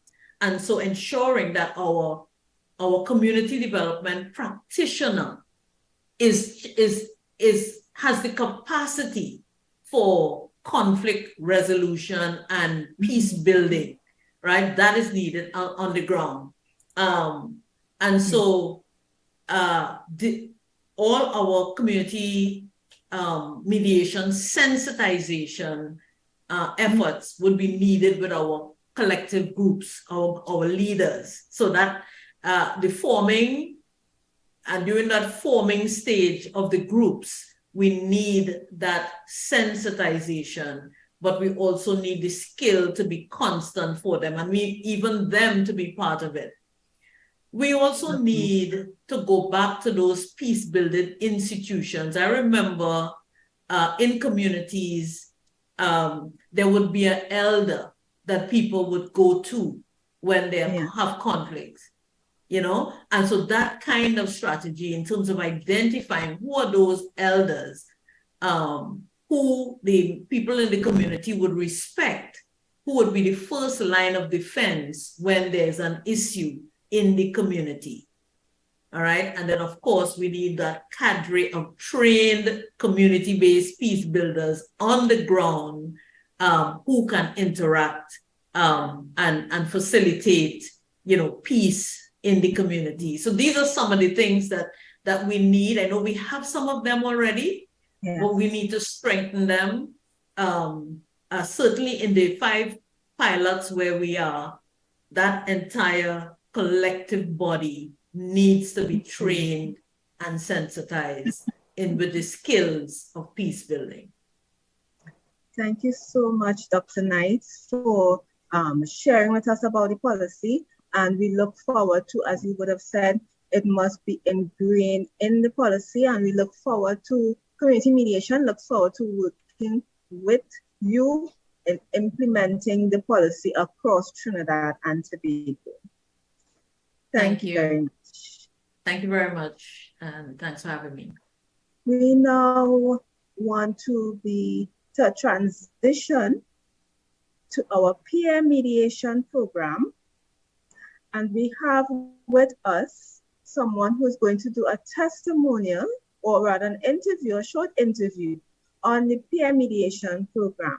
This is a former peer mediator at the Topo Secondary School. And we have with us now, we have Mr. Sherlon Francois. Sherlon? Hi, good day. Hi, good day. So nice that you can be with us here today. And we want to just hear from your perspective about the peer mediation program while you were at school at Topo Secondary School. So what form were you in when you participated in the peer mediation program? From what I can recall, I think I was in Form 2, to be exact. Okay. Second form, yeah. And what did you think of the training when it says you initially came on the first day? I would say, well, I am a very curious person. And when I heard about peer mediation, I was like, okay, what is peer mediation? What peer mediation is about? So I entered the program with the mentality thinking, okay, what is this? What am I here for? So, okay. And at the end of the week, was that clarified? Was your curiosity clarified? Yeah, during the program, it was clarified. At a point, I realized, okay, this is peer, like the name says it all. So, mediation, peers mediating each other based on a conflict. And now that you've finished secondary school and you are working, how are you using the skills now? Because I understand you have an internship, a working internship at a school. How are you using the skills now during your internship at the school?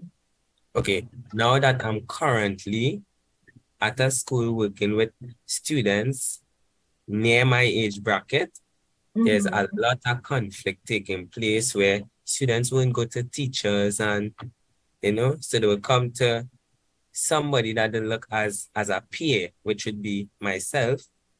So I would give them little pointers to de-escalate the conflict that they have and that sort of thing. Okay. So you would say that you have been able to use these skills even from school to now as you in your working life. Yeah, it stuck with me. Okay. What about these skills? How have these skills transformed how you would relate to your friends or your family? Are there any particular skills that you say, you know what, these really help me with my relationships? With regards to relationship, I would say yes, these skills help a lot because you would see conflict itself at a different perspective. So you would know better how to deal with it rather than just escalating it without even noticing sometimes that you're making matters worse. So, yeah. Okay. So you have been able to de-escalate conflicts because you already know the signs or what it is you're looking for that conflict escalation. Yeah, correct. Yes? And from Mr. Francois, from your perspective, if you had you had the ability to speak to some school administrators or some persons from Ministry of Education, what would you say to a school administrator that is on the fence about participating in the program? Best advice I could give is that peer mediation, yes, it would work as, like we say, it's a school that is on the fence, a school board. I would say yes, it would work in having less conflict at the school, or even if there's a conflict, it'll be less strain on the teachers, the principal, as the peers would be the one mediating to help find a solution. And even the students who participate in the peer mediation program, as I say for myself, they would see conflict in a different perspective. Thank you so much for that, Mr. Francois, Shirlon Francois, ex-peer mediator, and I think lifelong mediator because he has the skills, and I want to congratulate you in your endeavors for the future. Thank you very much. You're welcome. Thank you. And we now transition into our demonstration of peer mediation, and we have students from the Toko Secondary School who would have been recently trained, and they are going to demonstrate for us their skills in the peer mediation.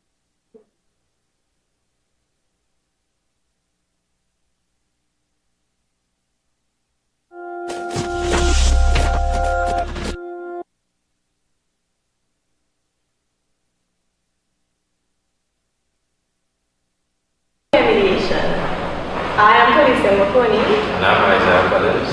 And we will be your peer mediators for today. We would like to introduce yourselves first. I am Angel Scott. And I am Mira Julian. Okay, so does anybody know what peer mediation is? No. Well, peer mediation is a process in which you solve conflict between two students. Basically, students and students have a problem. Do you know what is what peer mediators do? No. So peer mediators try to solve an argument between a peer. Okay. So before we start, we just have to place in some ground rules.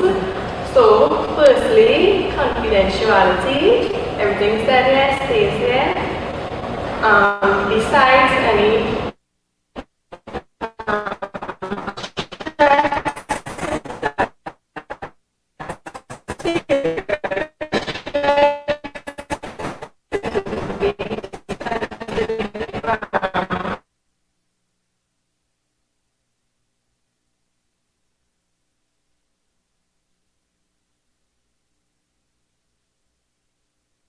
speaking time too. If you Angel is speaking, we like you to be quiet. If I'm speaking, we like you to be quiet.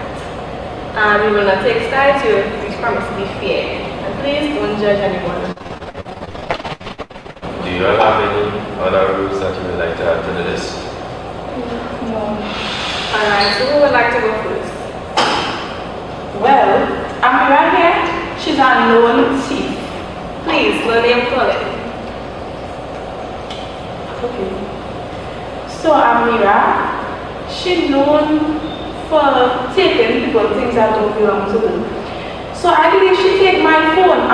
We was best friends for so long, so it kind of hard to swallow, but the reality she take it. And I know she did it because yesterday she promised her IG fans, her Instagram fans, that she going to post a picture when she did the bounties, so she got the bounties and thing there. She wanted to post of that. So, but she has a Samsung phone and the quality on the phone, when you take a picture, you see black. And I have an iPhone and she always wanted my phone. She always like, Adriel, I really like your phone and the camera quality of it, and you know. So then I realized now my phone missing. So when I go into the class, she's the only person I see, right? So I confront her. I was like, I'm not going to take my phone.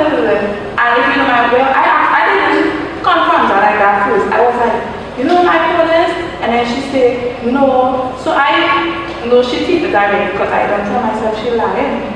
So then I ended up searching her bag. I didn't want to retrieve it so far, but because we're best friends and things, but I just ended up searching her bag. And while I searching her bag, she come now to tell me, I find your phone was under that desk.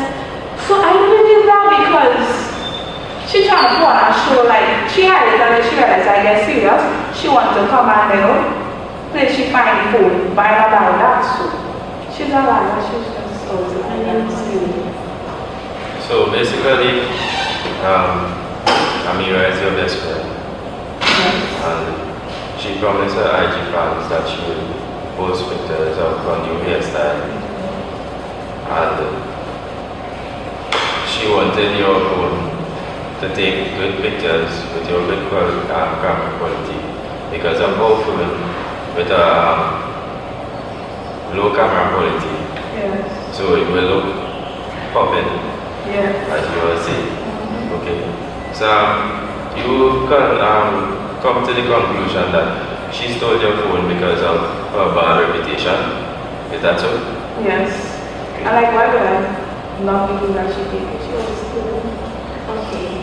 So Amira, what would you like to add to that? What did you say? Well, yes, I was in the classroom, and when she came to me about her phone, I told her I don't have it.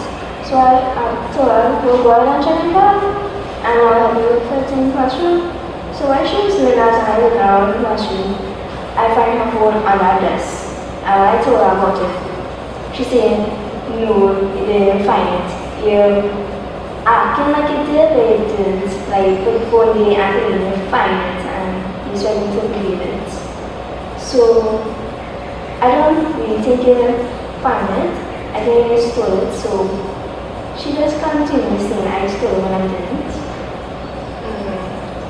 And it really hurts my feelings how she thinks I will steal her phone after being friends with her for so many years. So basically what you're saying is that you wasn't even like you just come in the class with her and she just started asking one time who takes your phone. And it even gave her your bag to search through it and she still didn't find it and you end up finding it on that desk. You brought it to her and she still assumed that it was you. Is that right? Yes. And both of you all say you've been friends for so long, best friends, and she still breaks the like think you break her trust and stole her phone. Okay. So Angel, your phone have a password? Yes, my phone have a password. And so you said Amira took your phone to take out pictures to send to her phone so she could post on her Instagram. But how could Amira take out a picture on your phone, want to have a password on it, and send it to her phone to post a picture? Do you know how to do this? Do you have any proof that she stole your phone? I didn't see her, but I know she's a teacher. I believe she No did. names for it, please. Can I add something? Yes. Well, I don't have a password, so as one day I cannot, to unlock a phone and take a picture. And I don't have a phone today, so how can I send it to my phone? Right. I She can't get to reach you. Yeah, but Angel, she doesn't, okay, don't talk over anybody, please respect. Right, but Angel, you said you have a password on your phone, and Mira doesn't know your password, so how would she be able to go into your phone to send it to her?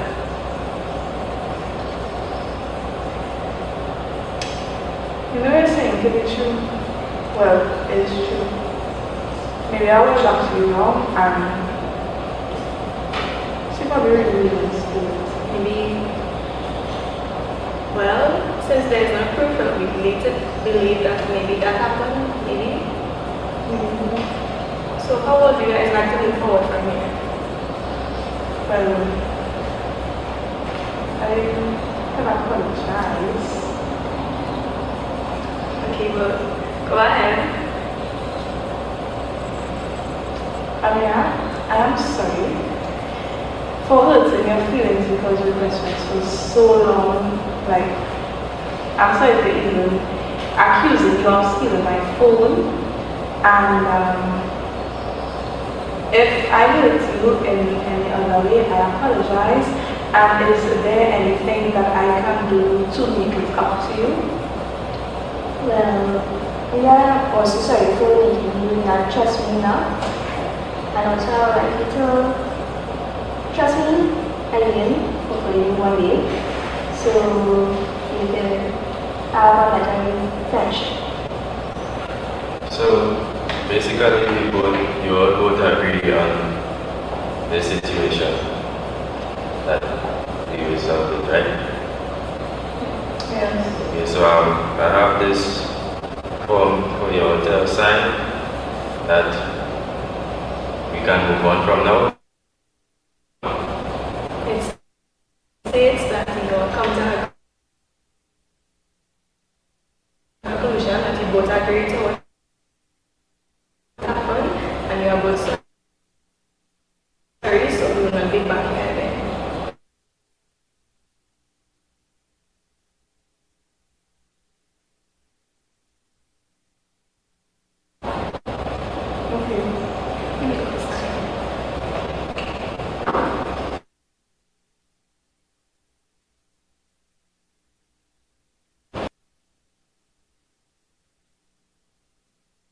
Welcome back. Thank you very much for staying with us. We do know that we have exceeded our contractual time, but we also want to have the opportunity to get questions from you, our audience. On the first day, as you would have heard, we have spoken to agencies in Trinidad and Tobago that are promoting alternative dispute resolution and particularly mediation. On the second day, we would have heard from the regional perspectives, and today we are hearing from community mediation staff members, in particular mediators, and from our different programs. So we want to hear from you some questions. If it is, we can get persons to raise their hands, and we will be able to, we already have a raised hand as well, one raised hand, and we'll also see if we can take a question from the chat as well. So I am seeing Mr. Edwards has raised his hand, and he is going to direct his question to us at Community Mediation Services Division. Do you have a question on Community Mediation Services Division, Mr. Edwards? Sure. First of all, let me just say good morning. I'm thoroughly impressed by the 3 days that we had. And I think these are the things for sure that we need to build community among persons. So my question is that we've gotten to this point where we have legislation in place, we have a certain level of awareness that is taking place across the country. But in order to get it to the next level, if there are some, let's say, clear action points that we, especially as the mediators, the persons who've gone through the training, who have gotten the education, because I'm not sure if you've noticed in the chat, a lot of people are saying that opportunities are few and far apart. But what can we really do as individuals to be active and to find a space and a place for us to really practice mediation? We've done, and I just want to stick in this point here, we have formed an association, the Mediators of Trinidad and Tobago, to be a representative body for mediators, because we know that's not the job of the mediation board. The mediation board is a regulatory body to give certification, but we need, as mediators, some kind of representative or representative association, and that's what we're trying to attempt. But us aside, what can be done from your standpoint to really advance opportunities for persons to practice mediation? Thank you very much for that question, Mr. Edwards. And I think Ms. Christine Cole would have answered or started to answer that question yesterday, where she would have talked about being able to use these skills at wherever your field is, as a teacher, as an HR officer, as a dentist, a doctor, civil engineer, to use these skills. So mediation, yes, we do want to advance the profession of mediation, but we also want to be able to encourage persons who are in whatever field they are to be able to use these skills as well. May I have any responses from the panel? I'm thinking that, excuse me, with the whole, this is the conversation that we're having. Yes. That, and yesterday I would have raised the possibility, and I throw out a challenge actually, that Trinidad and Tobago is still a developing country. And we have and it came out today as well in your interview with Dr. Knights about conflicts, the varying levels of conflicts throughout the 3 days. So I think as mediators, people with the skills, we ought not to look at practicing simply in the arena of a center, or to intervene in a conflict that exists between two people, but it should become a way of life. And this is the point of this conference, that we are saying that the skills are to be employed wherever we are in the circumstances in which we find ourselves. So I want to commend Mr. Edwards and all the other mediators who are online, and to encourage, because I have found actually more utility outside of the arena of a hearing room, okay, in applying those skills to life. Yes? Yes. Anyone else? Okay, so we have another hand raised, Holy Trinity Cathedral. So Holy Trinity Cathedral, you can go ahead and unmute and ask your question. Hi, good day everyone. My name is Shelley Antinia. I serve as the Dean of the Cathedral for the Anglican Church. And I just want to commend the Community Mediation Division and the work that you all are doing. My question in relation to making this a way of life and moving this message forward is twofold. One, how do we get the peer mediation program into denominational schools? I represent the Anglican Church. We have 68 odd primary schools. Is there a way for us to partner for that to happen? So that's one. And two, training for clerics and lay leaders in the context of faith communities. I mean, I'm selfishly advocating for my own community, but I think there are other faith communities, and because of the influence of faith communities and faith leaders on values, on attitudes, on norms, on practices, I think we may have an opportunity actually to move the agenda forward. If we could figure out how to work together to do that. And so I'm very curious about how can we make that possible? Thank you very much, Ms. Tinian. I will take a second question first.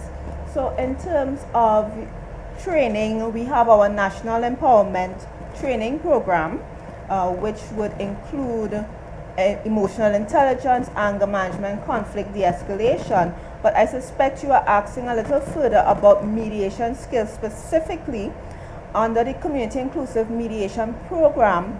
The persons who were chosen, some of those persons did come from the faith-based community, and they were nominated or recommended by members of the community.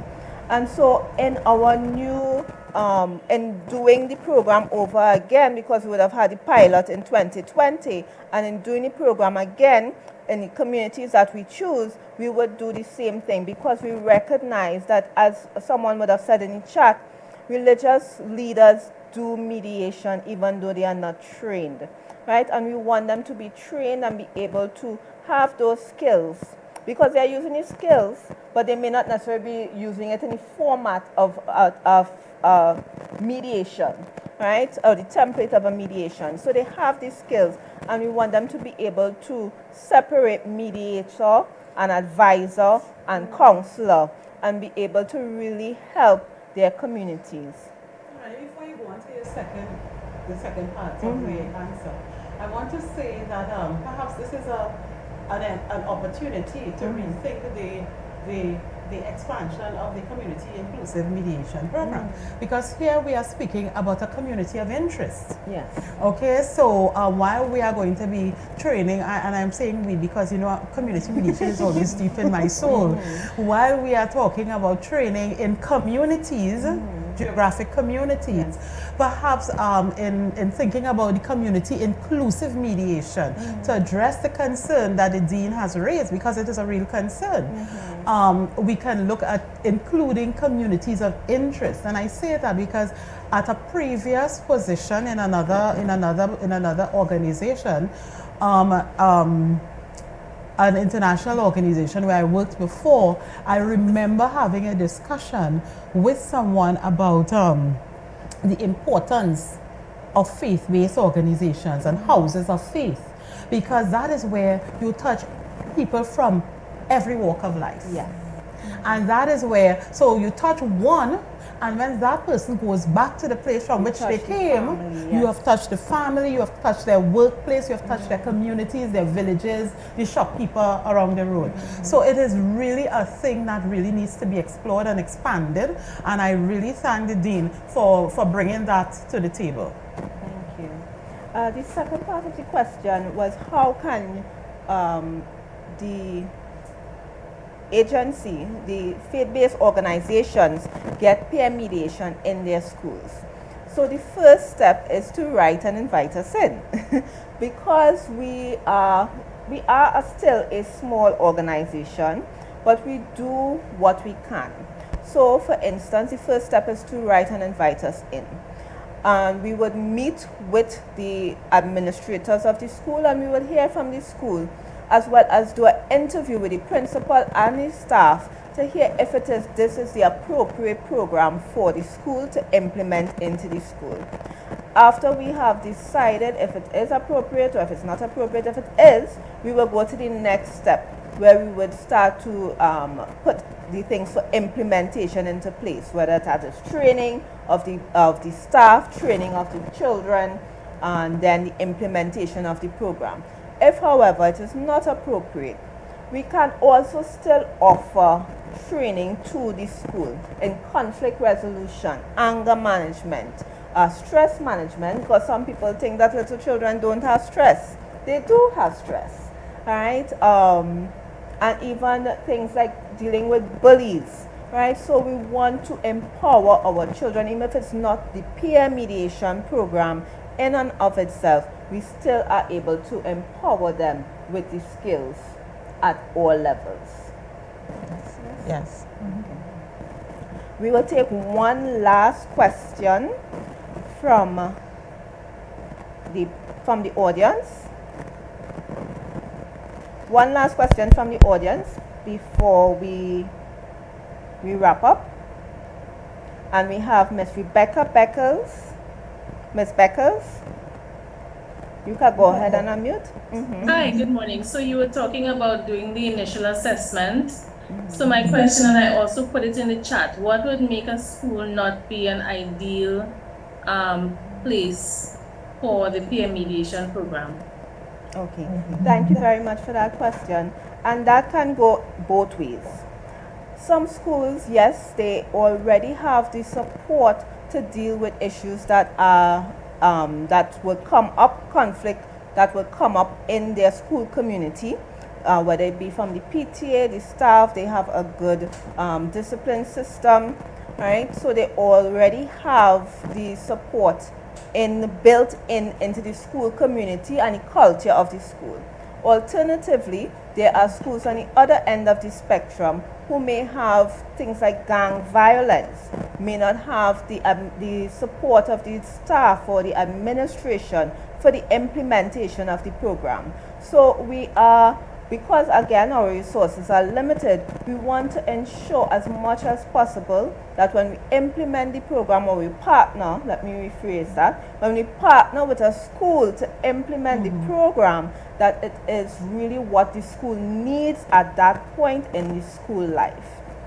Anyone else? Just to add to what Renee would have shared, it's very important to have the support of the school, the buy-in of the entire school, the principal. We have a coordinator who will be coordinating with the students, so you're keeping abreast of what is happening with the students, so you have that accountability.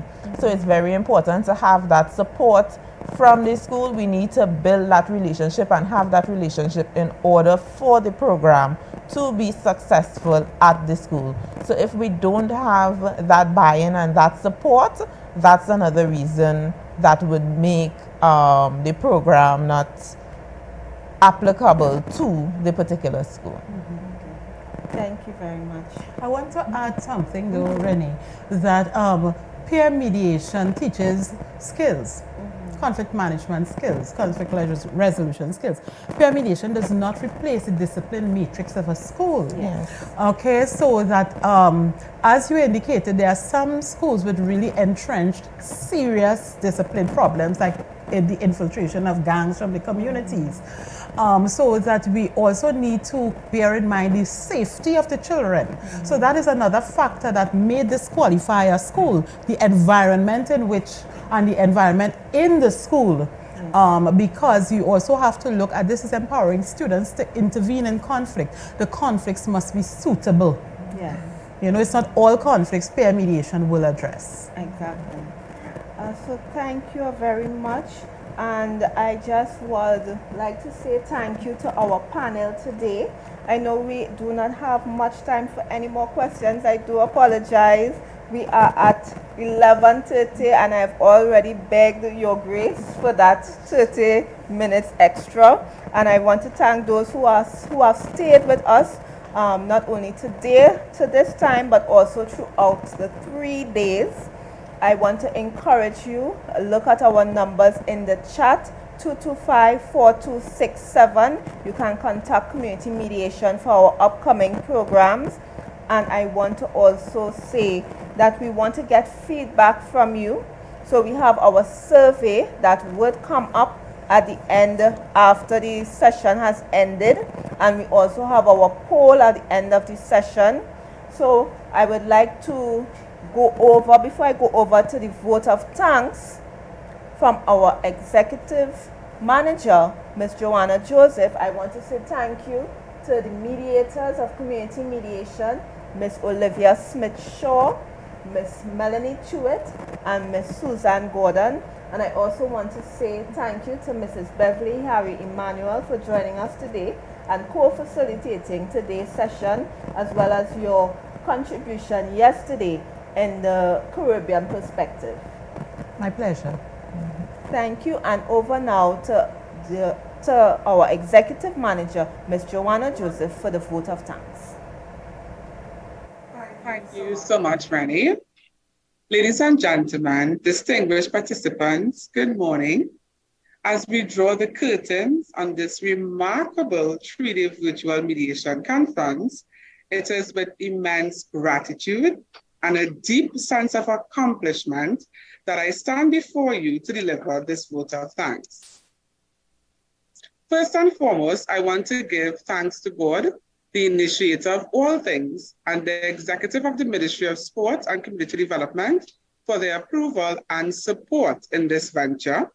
Secondly, I would like to express my heartfelt appreciation to each and every one of you who dedicated your time, expertise, and unwavering commitment to making this conference a resounding success. Your active participation and thought-provoking contributions have undoubtedly enriched our understanding of conflict resolution and mediation as a transformative approach to peace building. I extend my sincere gratitude to our esteemed speakers and panelists over the past 3 days, the Honorable Justice Lisa Ramsey-Hanks, Mediation Board of Trinidad and Tobago, Dr. Martha Devine, Senior Tutor 2 and Course Director of Civil Procedure and Practice 1, Hugh Wooding Law School, Ms. Christine Cole, Conciliator, Mediator, Equal Opportunities Commission, Ms. Rennie Batiste, Certified Mediator, St. Vincent and the Grenadines, Mr. John Bassey, Chairman of Dispute Resolution Foundation, Jamaica, Ms. Deborah J. Mullany, Regional Mediation Coordinator, Eastern Caribbean Supreme Court, the Honorable Mr. Justice Kokoram, and Mrs. Beverly Harry Emanuel, Business and Conflict Management Consultant, who generously shared their wealth of knowledge and experiences. Your profound insight, thoughtful analysis, and innovative ideas have opened new horizons and broadened our perspectives on the theme, building collaboration in conflict resolution, a transformative approach to mediation. From your collective contributions, we were able to explore 3 compelling topics that have resonated deeply with all of us. We have delved into the role agencies play in changing the conversation, shifting from an interest-based approach to a transformative one. We have gained valuable insights from the Caribbean perspective, focusing on current experiencing and chartering solutions for the future. Finally, we have explored the powerful impact of mediation on communities, showcasing its potential to bring about positive change and empower individuals. Please permit me, however, to give a special thank you to Mrs. Beverly Harry Emanuel, former Executive Director, Community Mediation Services Division, and former member of the Mediation Board of Trinidad and Tobago, for her invaluable foundational contributions towards paving the pathway for mediation in Trinidad and for forming and sustaining our division for over 15 years. It was truly based on her vision, passion, and commitment the members of our division are able to stand here today empowered and determined to share the superpowers of mediation. Mrs. Emmanuel, I turn the light to you when I say it was a pleasure and an honor having you once again contribute towards the future of mediation and peace building in Trinidad and Tobago and the region as a whole. You truly embody all the values of our division, which includes integrity and neutrality. A special word of appreciation goes out to our organizing committee, my family at Community Mediation Services Division. Ayana Francis, Manager, Team Lead for Public Education, and the visionary behind this conference. Ms. Reddy Williams, Manager, Team Lead of Mediation, member of the Mediation Board of Trinidad and Tobago, resounding host and contributor to the Mediation Conference. Nikisha Francis, Marisha Grease, Kellen Charles, Lady Suez, Celine Calderon, Rana Bechu, Alicia Khan, and our mediators, Melanie Twitt, Olivia Smith-Shaw, Susan Gordon, and all members of staff. I sincerely thank you and appreciate you. Your tireless efforts and meticulous planning brought this conference to fruition. Your dedication, attention to detail, and creative thinking have ensured a seamless and engaging virtual experience for our participants. This conference stands as a testament to your hard work and commitment to promoting the vital role of mediation in conflict resolution. I would also like to acknowledge the contribution of our stakeholders and partners whose unwavering support and belief in the importance of mediation as an essential service and a viable option for conflict resolution have made a significant impact in advancing the field. Thank you again to each and every one of our participants for taking the time, not just to attend, but to add valuable contributions and feedback. As we depart from this virtual gathering, let us carry forward the lessons learned and the inspiration gained. Let us continue to advocate for mediation as a first alternative in conflict resolution, recognizing its potential to transform lives, communities, and societies. Let us leave this conference with a renewed vigor, inspired to champion collaboration and mediation as essential tools for building a more peaceful and harmonious world. Thank you, and may you continue to be ambassadors for transformative mediation in your respective spheres and influence.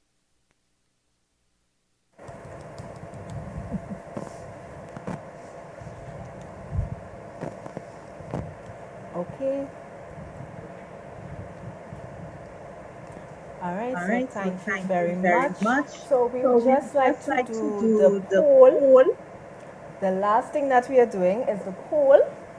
All right, so we want to get feedback from you, and as we would have indicated, we also will be sending a survey because the poll is limited. However, the survey will give you the opportunity to give more feedback to us. So we want to begin with today's poll, day 3. Day 3. How did you hear about the mediation conference? So was it through social media, morning interview, direct invitation through stakeholders, direct invitation through a professional organization?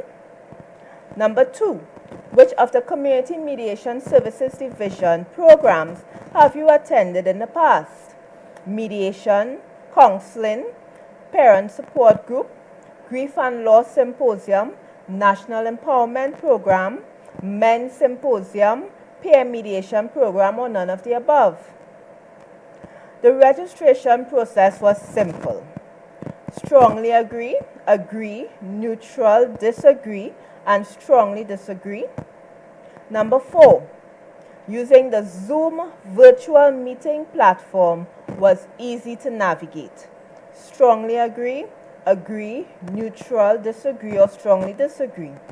Number 5, the information shared by the facilitators brought awareness of mediation and conflict resolution in Trinidad and Tobago. Strongly agree, agree, neutral, disagree, or strongly disagree. Mediation is a viable option for conflict resolution in Trinidad and Tobago. Strongly agree, agree, neutral, disagree, strongly disagree. I enjoyed this session and I will tell others about it. Agree, strongly disagree. And finally, choose one of the following. I did not learn anything new. I learned something new. I learned something new that is applicable to my daily life. I learned something new that is applicable to my profession. And I learned something new and I am inspired. So I see persons are completing the poll, and we do, as I said, appreciate your feedback. And we also want to encourage persons to fill out the survey that you will receive when it is the Zoom has ended, the Zoom meeting has ended. And we will also be sending it via email for those who were not able to complete it. Once it is you would have registered for the program, you would get it in your Zoom email. Please note that there was the option to view this on YouTube as well, and we would be having a opportunity for persons to view it on the ministry's social media pages on Facebook or IG in the upcoming future. So we want to say thank you very much. As we see the poll is at 50%, we encourage you to complete the poll. So we just want to get a little bit higher. If we can get at 60%, maybe 67%, 2/3 of the population that is on right now. If you are not seeing the poll, you can go to the bottom right hand corner of your laptop if it's a PC, and you should see more, and you should be able to see the poll. If it is a handheld device, a mobile device, you should be able to see it at the left hand corner, and you can click more and the poll should be able to come up. So right now we are at 56%, and we want to again encourage you. We value your feedback. It does play a role in how we create and conceptualize our programs, in addition to the type of cases that we see coming into the centers. And we value your feedback because that also helps us to create more impactful programs for our community and our country. So we are now at 58%. And if it is you cannot complete the poll, you can also put in the chat. We want to get feedback from you in the chat how this particular 3-day conference would have impacted your life. If it is you do not know about mediation before, or if it is you are a professional already in the mediation field. And I again want to encourage persons, this is the start, and it doesn't have to end with community mediation. It started with community mediation, but it doesn't have to end with us. We want to encourage you to champion the cause to build awareness of mediation in Trinidad and Tobago, in each of our societal structures, in the family, in the government, in our schools, our health institutions. Wherever you are the seed that has been planted to grow. So we are now at 62%, and it has been at 62%, so we'll end the poll now. And again, we just want to say thank you from Community Mediation, and enjoy the rest of your day and your weekend. Bye, everyone.